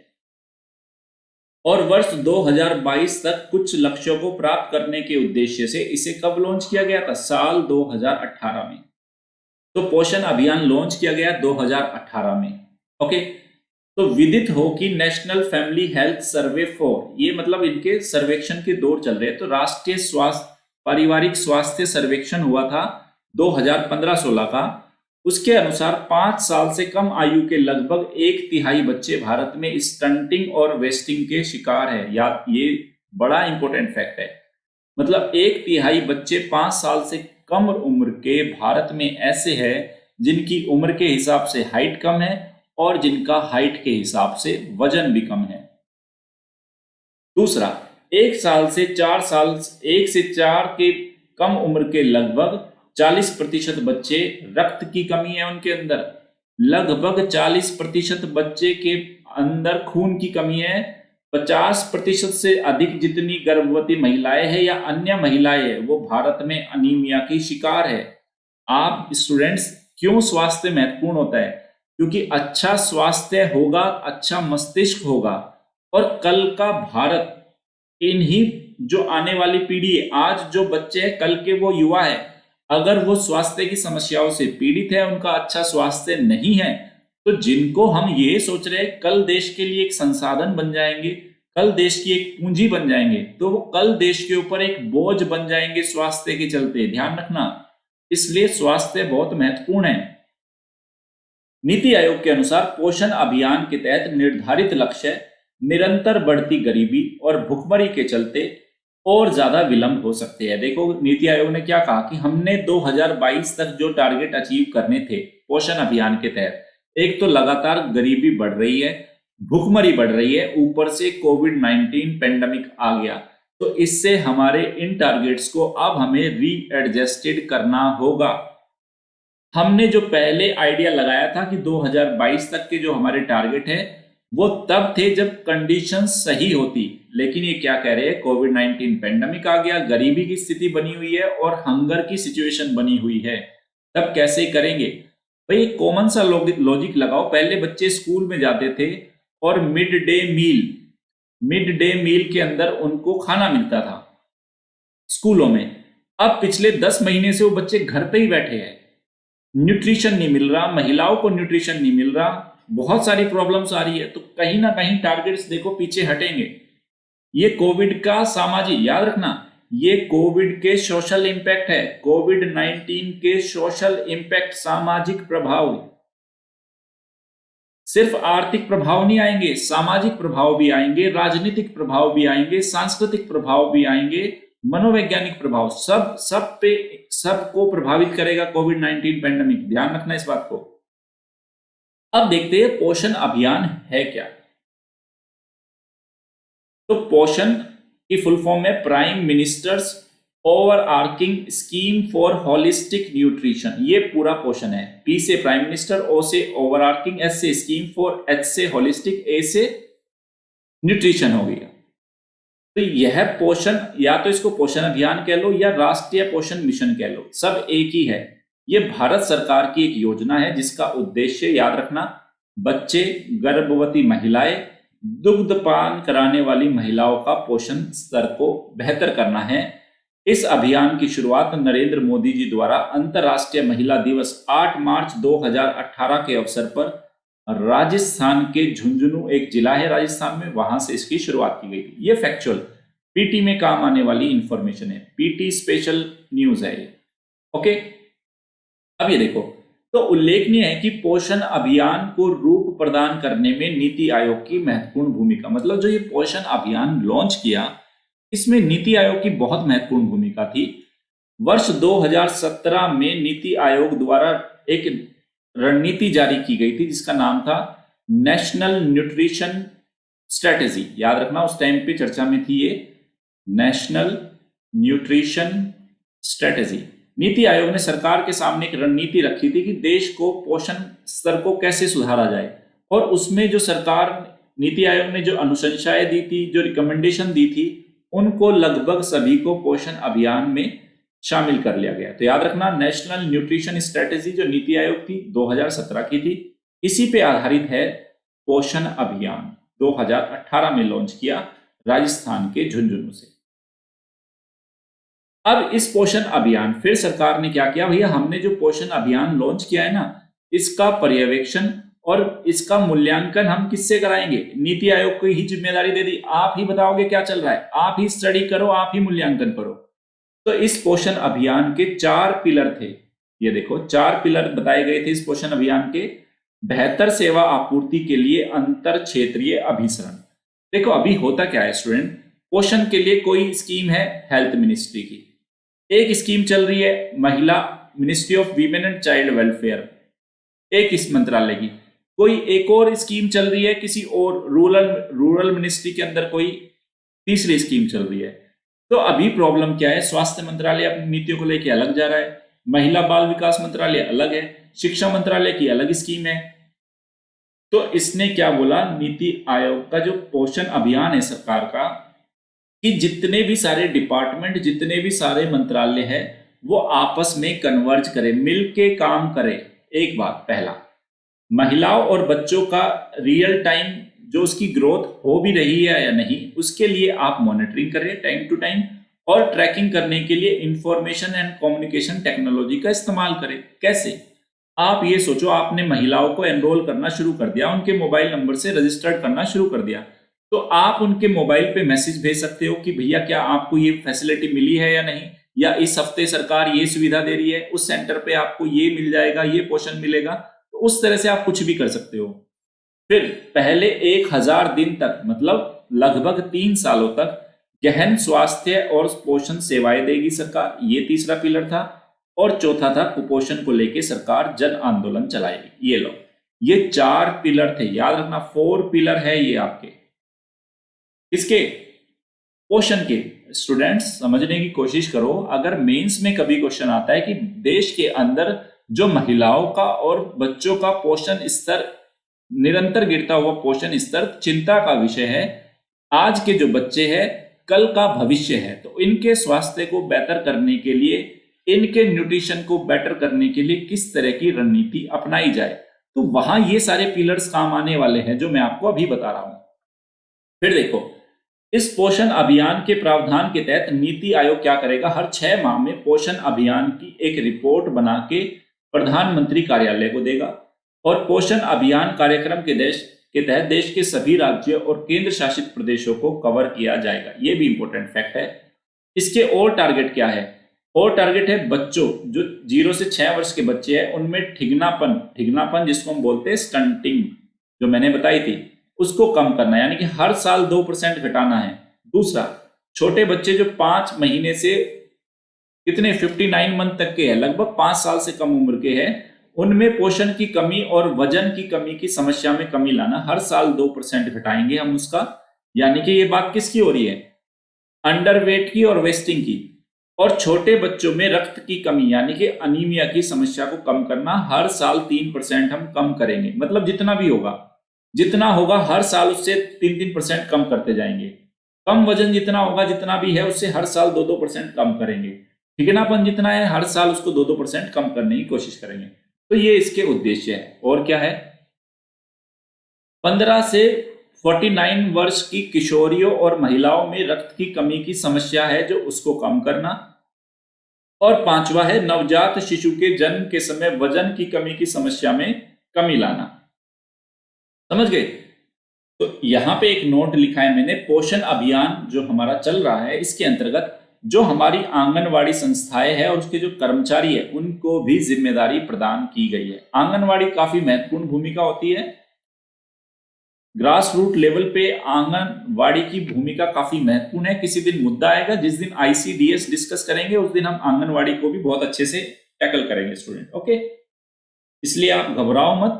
तो उम्मीद कर रहा हूं कि आपको पोषण अभियान बहुत अच्छे से समझ में आया होगा। अब आगे चलते हैं। ये आज की न्यूज है, इंडियन एक्सप्रेस में भी है और आज के द हिंदू में भी है। बहुत शानदार न्यूज है। पहले मैं बता देता हूं कहां जाएगी, जनरल स्टडीज पेपर 3, ये लो,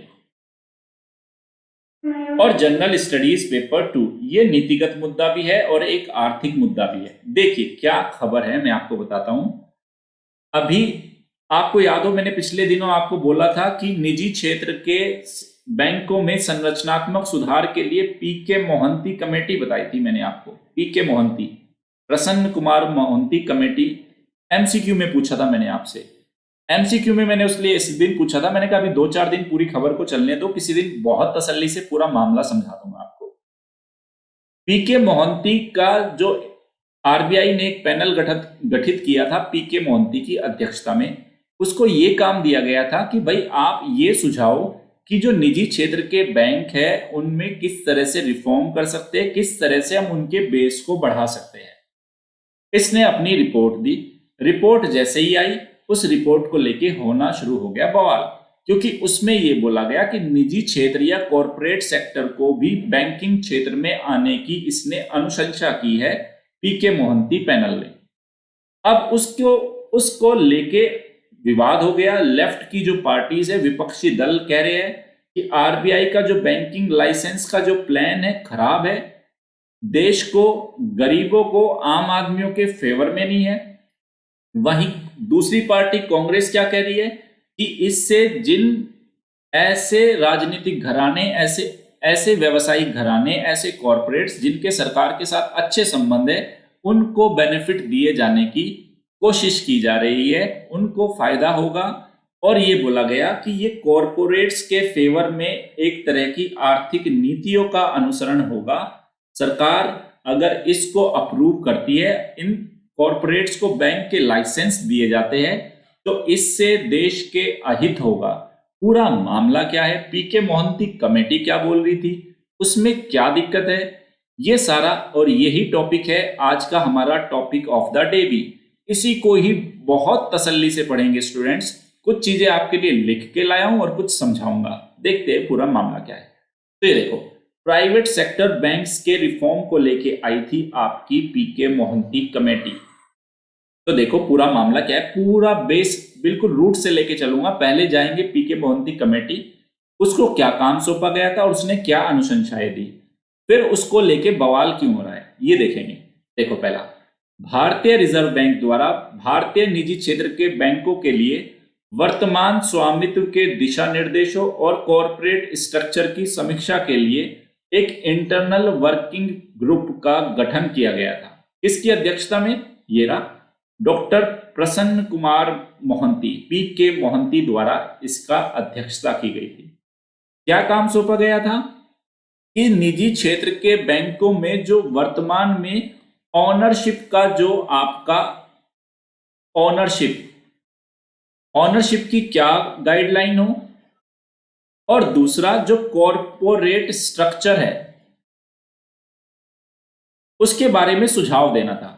देखेंगे एक एक करके काम क्या था इसका।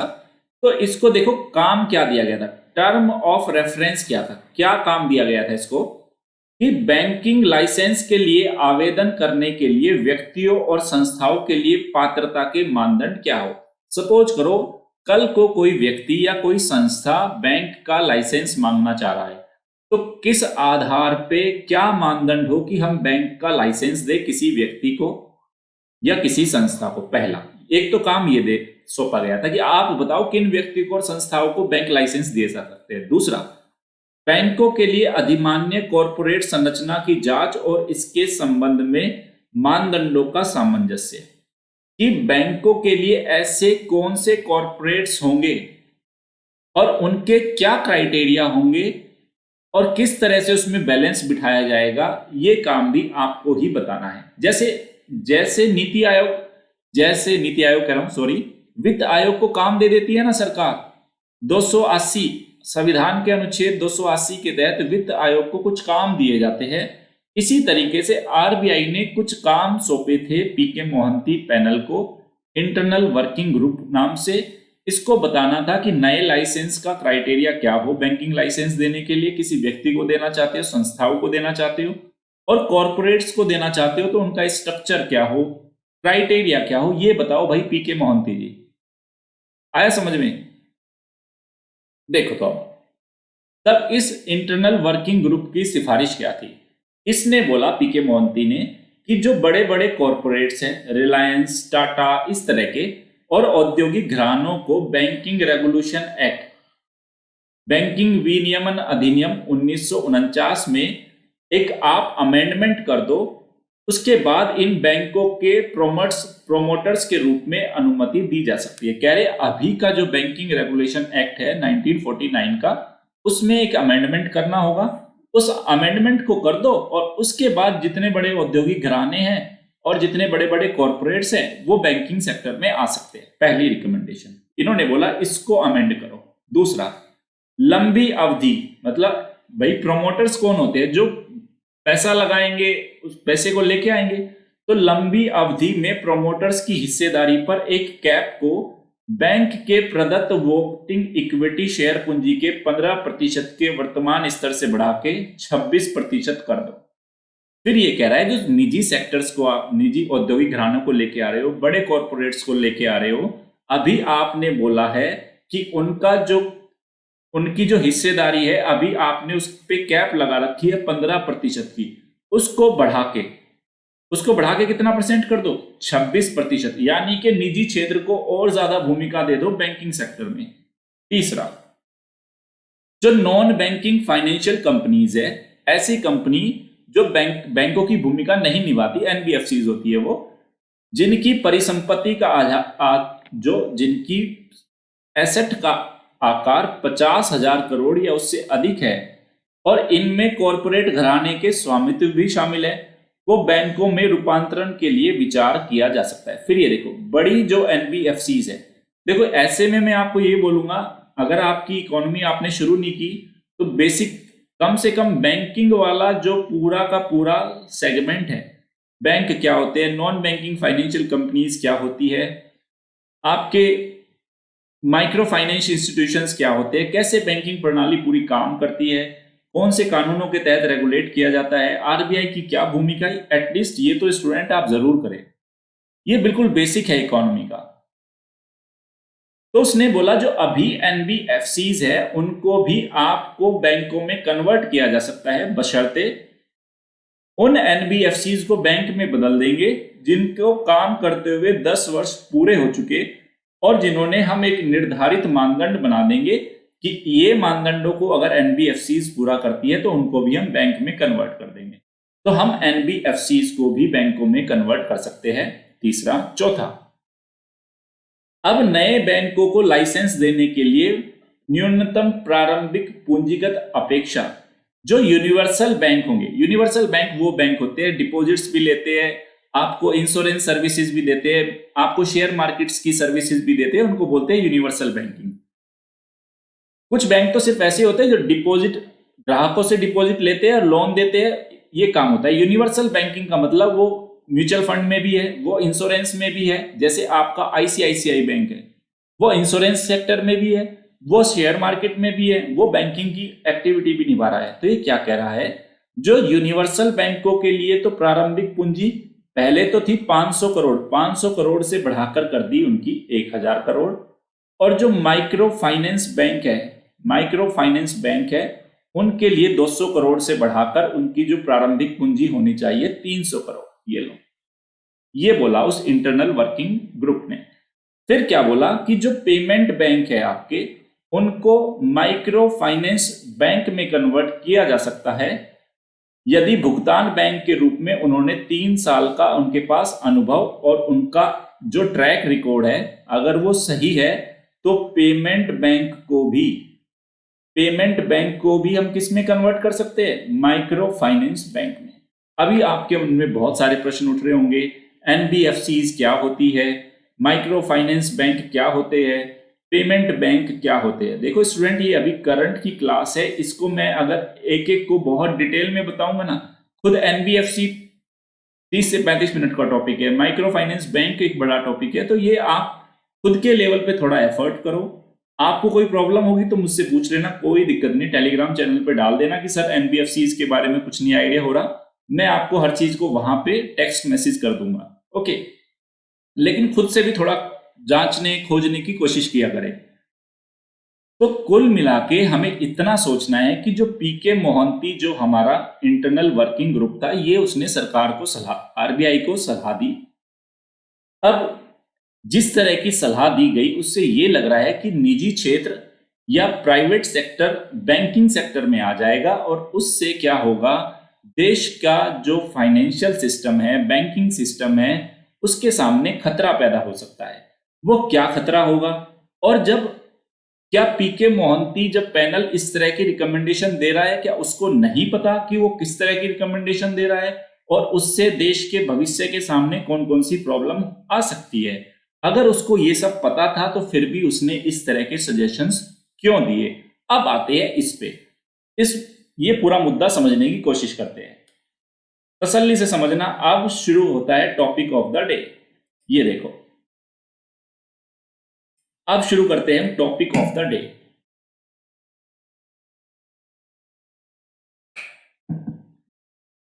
देखो, आरबीआई को जब इंटरनल वर्किंग ग्रुप ने, इस इंटरनल वर्किंग ग्रुप ने आरबीआई को रिकमेंडेशन दी, तो दो तरह के इसके प्रति वो निकल के आ रहे हैं। कुछ लोग इसको अप्रिशिएट कर रहे हैं, कुछ ऐसे समूह है जिन्होंने प्रशंसा की, कुछ ऐसे समूह है जिसने इसकी आलोचना की। ओके, मुद्दा क्या है, इसकी जो आलोचना हो रही है वो इसलिए हो रही है कि आप बड़े बड़े कॉरपोरेट्स को लेके आ रहे हो बैंकिंग सेक्टर में। बैंकिंग सेक्टर में आप इन कॉरपोरेट्स को लेके आ रहे हो और बड़े बड़े कॉरपोरेट्स काम करेंगे सिर्फ पर्सनल इंटरेस्ट में या पर्सनल प्रॉफिट में। पर्सनल इंटरेस्ट या प्रॉफिट के लिए ही ये लोग काम करने वाले हैं। तो जब ये पर्सनल प्रॉफिट के लिए चलेंगे तो कैसे देश का पूरा फाइनेंशियल सिस्टम कैसे इस पे डिपेंड रह सकता है। ओके, फिर देखो, अब इसका गठन क्यों किया गया था, इंटरनल वर्किंग ग्रुप का गठन क्यों किया गया था, मैं आपको बता देता हूं। देखो, ये बात तो स्टूडेंट्स पक्का है कि किसी भी देश का अगर हमें आर्थिक विकास करना है, अगर आर्थिक विकास करना है तो उसके लिए बैंकिंग जो सिस्टम है वो महत्वपूर्ण होता है। क्यों? क्योंकि ये आपको लोन देता है, क्रेडिट देता है, डिपॉजिट्स करता है, बड़े बड़ी अवसंरचना परियोजनाओं को फाइनेंस करता है। ये तो एक मजबूत बैंकिंग सिस्टम होना जरूरी होता है। ठीक है, देखो जब हम आजाद हुए 1947 में, जब भारत को आजादी मिली, उस टाइम पे क्या था, ज्यादातर जो हमारा बैंकिंग था, पूरा जो मैक्सिमम जो बैंकिंग सेक्टर था वो प्राइवेट सेक्टर के हाथ में था, और देश के अंदर ज्यादातर जो पूंजी था, रिसोर्सिस था, उस पे कब्जा इस प्राइवेट सेक्टर का था। अब क्योंकि हम एक विकासशील देश थे, एक लंबे समय की हमने गुलामी झेली थी, हमें अपना विकास करना था, सतत आर्थिक विकास। तो पहला, हमें क्रेडिट की रिक्वायरमेंट थी, हमें लोन की जरूरत थी। हमारा जो प्राइमरी या प्रायोरिटी सेक्टर था कृषि क्षेत्र था हमारा। ओके, इस क्षेत्र को हमें लोन देना था, बड़े बड़े हमें उद्योग स्थापित करने थे। ये हमारे सामने एक मेजर चुनौती थी। और हमें बैंकों को, क्योंकि बैंक तो पहले क्या बड़े बड़े शहरों में ही कंसंट्रेटेड थे, हमें उन्हें दूर दराज के गांवों तक लेके जाना था। अब प्राइवेट सेक्टर के बैंक इस चीज के लिए सहमत नहीं थे। उनका काम था प्रॉफिट प्रॉफिट प्रॉफिट। तो हमें देश के विकास की जरूरतें थी। तब सरकार ने क्या किया, 1969 में 14 बैंकों का राष्ट्रीयकरण किया। फिर 1980 के अंदर 6 बैंकों का राष्ट्रीयकरण और कर दिया। मतलब राष्ट्रीयकरण का मतलब सरकार सार्वजनिक क्षेत्र के अधीन ले आई, उन पे मालिकाना हक सरकार का हो गया, क्योंकि सरकार को क्रेडिट की जरूरत है। कृषि क्षेत्र होगा, स्वास्थ्य क्षेत्र होगा, शिक्षा क्षेत्र है, उसमें पैसा खर्च करना है। दूर दराज के क्षेत्रों तक हमें बैंकों को लेके जाना है, वो प्राइवेट सेक्टर करने के लिए तैयार नहीं था। सरकार ने किया क्या, nationalisation of banking system. Okay, फिर देखो प्रॉब्लम क्या हुई। अब धीरे धीरे प्राइवेट सेक्टर बाहर निकलता गया इससे।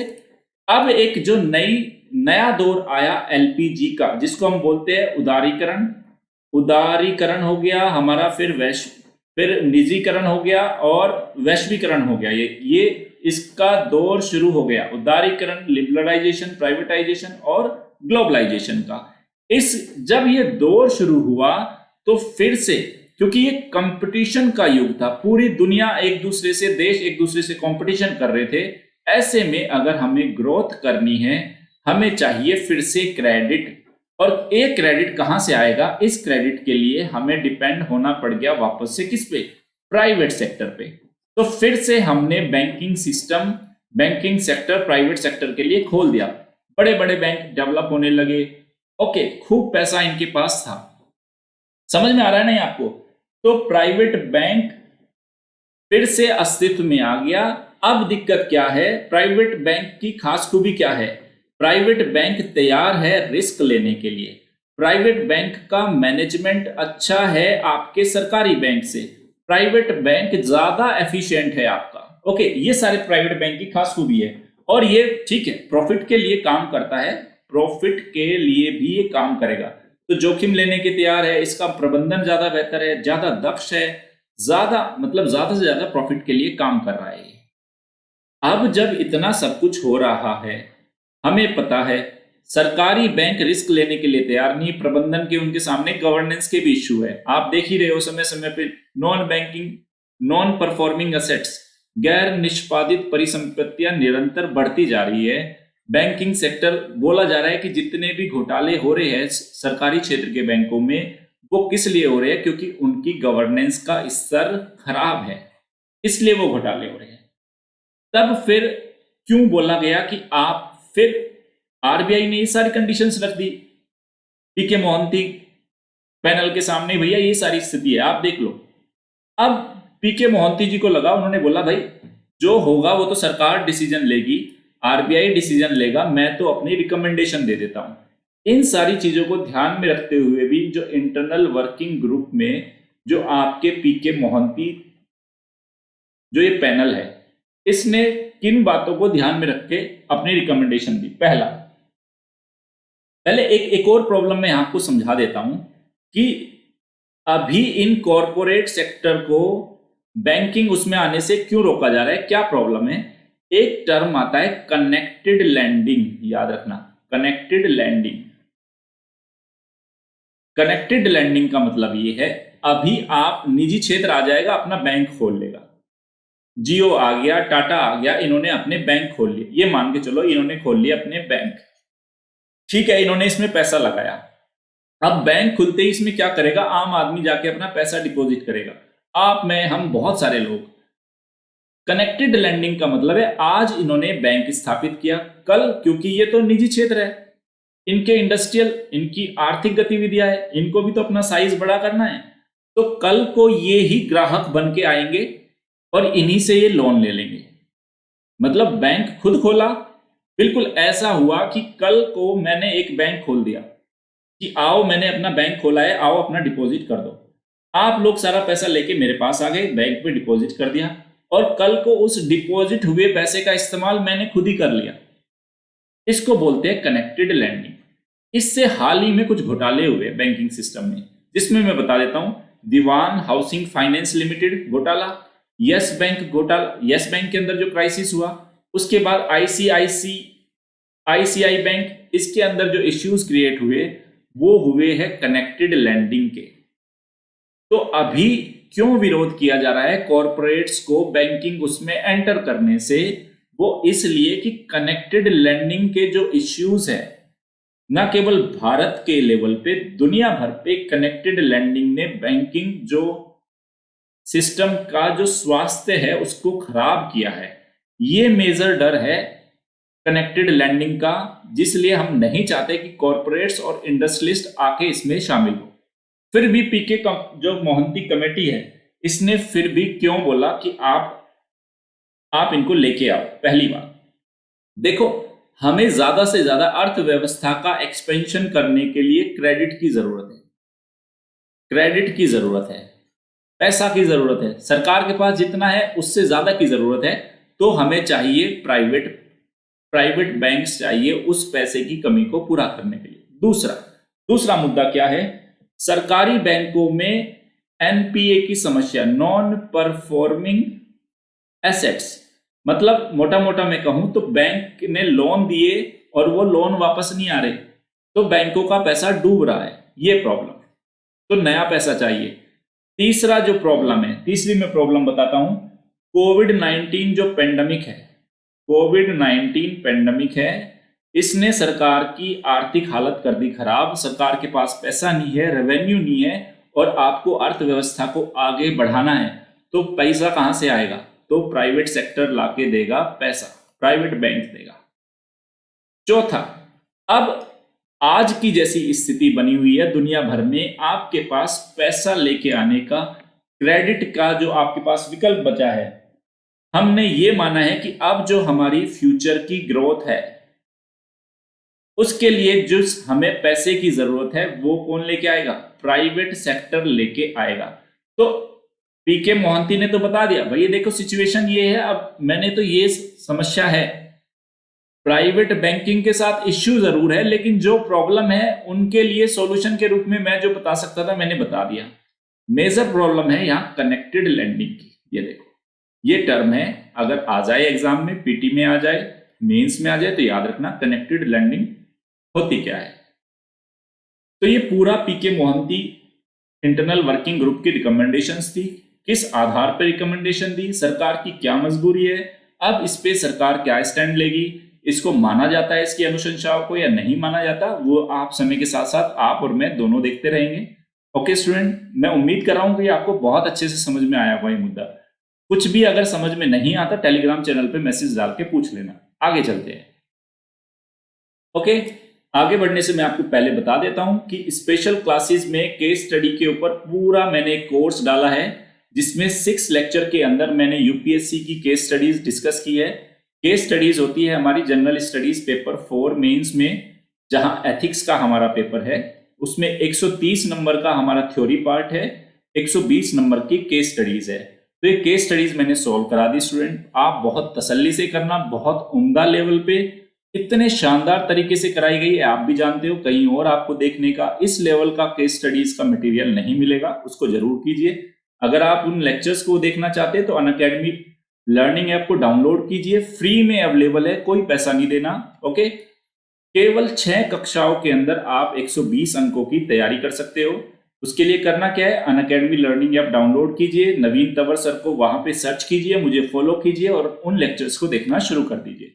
उसके साथ ही अनअकैडमी पे फ्री में ही अगर आप लर्निंग ऐप डाउनलोड करते हो तो फ्री स्पेशल क्लासेस है वर्ल्ड और इंडिया मैपिंग के ऊपर, कंप्लीट कोर्स है।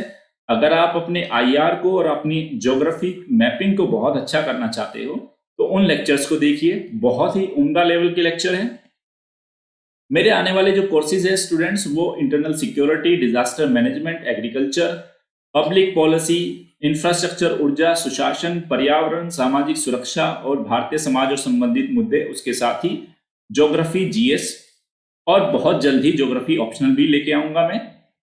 उसके साथ निबंध लेखन पे एक सेशन लेके आऊंगा। देखो स्टूडेंट्स, अगर मैंने वैसे आपको बोला था कि मैं आंसर राइटिंग के ऊपर एक सेशन लेके आऊंगा, आंसर राइटिंग पे, लेकिन अगर लाइव क्लासेस नहीं हो पाई इस वीक, हो सकता है इस महीने लाइव क्लासेस अगर नहीं हो पाती, यूट्यूब की स्ट्राइक चल रही है, तो मेरी कोशिश रहेगी कि मैं लाइव सेशन में ही लेके आऊं, लाइव सेशन में आंसर राइटिंग लेके आऊं, ताकि आपको अच्छी समझ हो। आपको कोई प्रॉब्लम आए तो मैं लाइव कमेंट्स में देख के आपको रेस्पॉन्ड कर सकूं।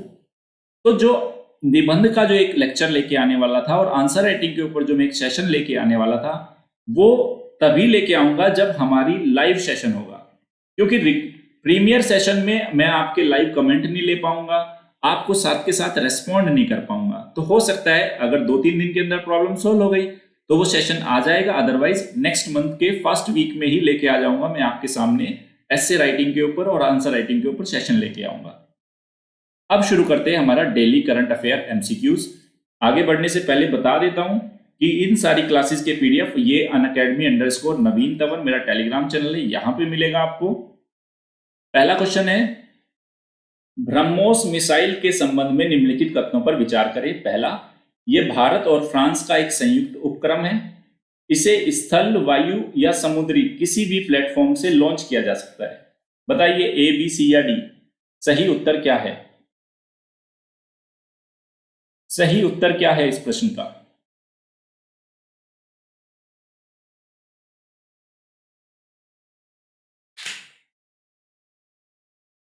और इस प्रश्न का सही उत्तर है, ये 1 व 2 दोनों है, ये ऑप्शन सी।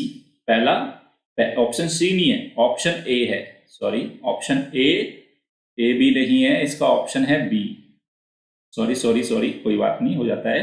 पहला इसलिए गलत है क्योंकि भारत और फ्रांस का नहीं है, भारत और रूस का है, इसलिए पहला स्टेटमेंट गलत हुआ। दूसरा सही है, इसे स्थल से, वायु से और समुद्र से किसी भी प्लेटफॉर्म से लॉन्च किया जा सकता है। तो याद रखना, इस हिसाब से हुआ ऑप्शन बी इसका सही उत्तर। ठीक है, चलते आगे। क्यों बनाया गया इस प्रश्न को? आज के इंडियन एक्सप्रेस की खबर थी कि BrahMos land attack cruise missile tested. इसका जो स्थल 3 वर्जन है ना, इसका लैंड से भी, इसको एयर से भी और समुद्र से भी, सी, तीनों वर्जन से आप इसको लॉन्च कर सकते हो प्लेटफॉर्म से। तो अभी लैंड वर्जन का इसका टेस्टिंग हुई है। तो याद रखना, ये इंडिया की ब्रह्मपुत्र और रूस की मास्को रिवर के नाम पर इसको ब्रह्मोस बोला गया। ठीक है, ठीक है, तो इंडिया और ब्रह्मपुत्र, ठीक है, और इसका ये जॉइंट वेंचर है ब्रह्मोस। डन। दूसरा है वरुण अस्त्र, जो हाल ही में चर्चा में रहा। यह भारत डायनामिक्स लिमिटेड द्वारा विकसित एक टॉर्पीडो है। दूसरा, इसरो द्वारा मौसम के अध्ययन के लिए भेजा गया एक उपग्रह है। तीसरा, भारतीय मॉनसून के अध्ययन का नवीन कार्यक्रम। और भारतीय वायुसेना का नया एक विमान है। बताइए क्या सही उत्तर है इसका? आपके पास 30 सेकंड का समय है।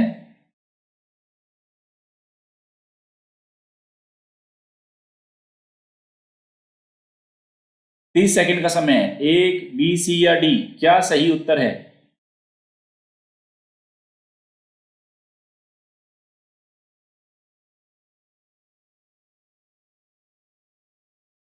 और इस प्रश्न का सही उत्तर है ऑप्शन ये एक, इसका सही उत्तर है। ये देखिए टॉर्पीडो है। टॉर्पीडो क्या होते हैं? अंडर वाटर वेपन होते हैं एक तरह से, अंडर वाटर, पानी के अंदर चलने वाले हथियार, ये अंडर वाटर वेपन है। तो वरुणास्त्र क्या है? भारत डायनेमिक्स लिमिटेड द्वारा विकसित एक टॉर्पीडो है स्टूडेंट ये। ओके, नेक्स्ट ये देख सकते हैं इस प्रश्न को क्यों बनाया गया। ये टॉर्पीडो है वरुणास्त्र, देख सकते हैं। तो इसको भारत डायनेमिक्स लिमिटेड द्वारा इसको डिजाइन एंड डेवलप किया गया। तीसरा है पीलीभीत टाइगर रिजर्व, जिसे हाल ही में T+2 इंटरनेशनल अवार्ड से सम्मानित किया गया। ये किस राज्य में अवस्थित है? उत्तराखंड, मध्य प्रदेश, उत्तर प्रदेश और छत्तीसगढ़, बताइए।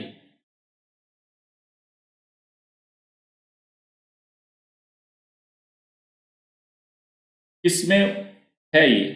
देखो ब्रह्मोस के बारे में आपको बता देता हूं फिर से, कोई कंफ्यूजन ना हो। भारत की ब्रह्मपुत्र और रूस की है मस्कोवा। स्पेलिंग लिख देता हूं, मॉस्कवा। ये इन दो नदियों के नाम पे है, ये इससे नाम निकला है इसका ब्रह्मपुत्र। और इस प्रश्न का सही उत्तर बताइए। 1 2 3 4 क्या है? या इसको आप ABCD।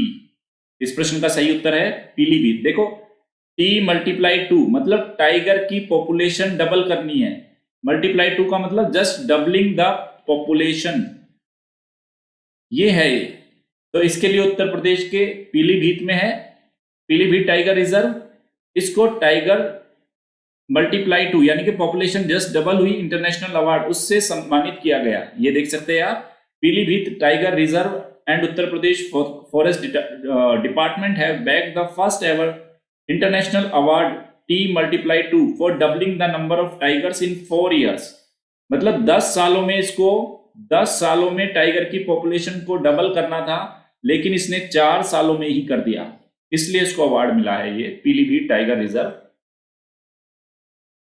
ये देखो पोषण अभियान, मैंने आपको पढ़ाया भी था। पोषण अभियान के बारे में निम्नलिखित कथनों पर विचार करें। इसकी शुरुआत अंतर्राष्ट्रीय महिला दिवस 8 मार्च के दिवस पर हरियाणा के पानीपत से की गई। दूसरा, इस अभियान में पर्यवेक्षण और आवधिक मूल्यांकन का दायित्व नीति आयोग को सौंपा गया। बताइए A, B, C या D, सही उत्तर क्या होगा? A, B, C या D, सही उत्तर क्या है इसका? और इस प्रश्न का सही उत्तर है ऑप्शन बी। देखो पहला गलत है। शुरुआत तो 8 मार्च के दिन ही हुई है, लेकिन हरियाणा से नहीं हुई, राजस्थान के झुंझुनू से हुई है। सेकंड, इसको पर्यवेक्षण और इसके मूल्यांकन का दायित्व नीति आयोग पर ही सौंपा गया, ये मैंने आज आपको बताया ही था। अगला question very very important, very very important, बहुत आसान है। देखते हैं आप क्या जवाब देते हैं। भारत के संविधान का कौन सा अनुच्छेद अपनी पसंद के व्यक्ति से विवाह करने के लिए किसी व्यक्ति के अधिकार को संरक्षण प्रदान करता है? अनुच्छेद 19, अनुच्छेद 21, अनुच्छेद 25 और अनुच्छेद 29, बताइए। A, B, C या D? A, B, इसको C मानेंगे और इसको D मानेंगे। क्या सही उत्तर है इसका?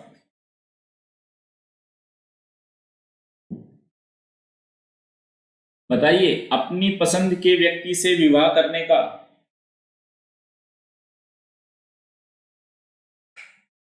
अधिकार कौन सा अनुच्छेद देता है? और इस प्रश्न का सही उत्तर है ऑप्शन बी, अनुच्छेद 21। याद आया ना आपको? सुप्रीम कोर्ट ने बोला था केरल हाई कोर्ट के डिसीजन को सुपरसीड करते हुए कि ये आर्टिकल 21 है, अपनी पसंद के व्यक्ति से विवाह करना। याद रखना इसको।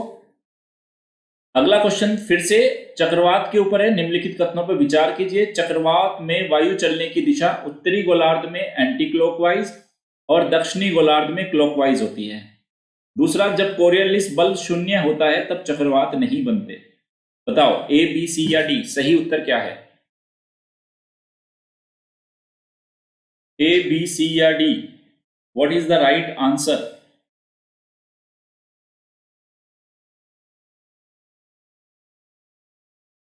बताइए, चक्रवात के बारे में मैंने आज आपको समझाया है।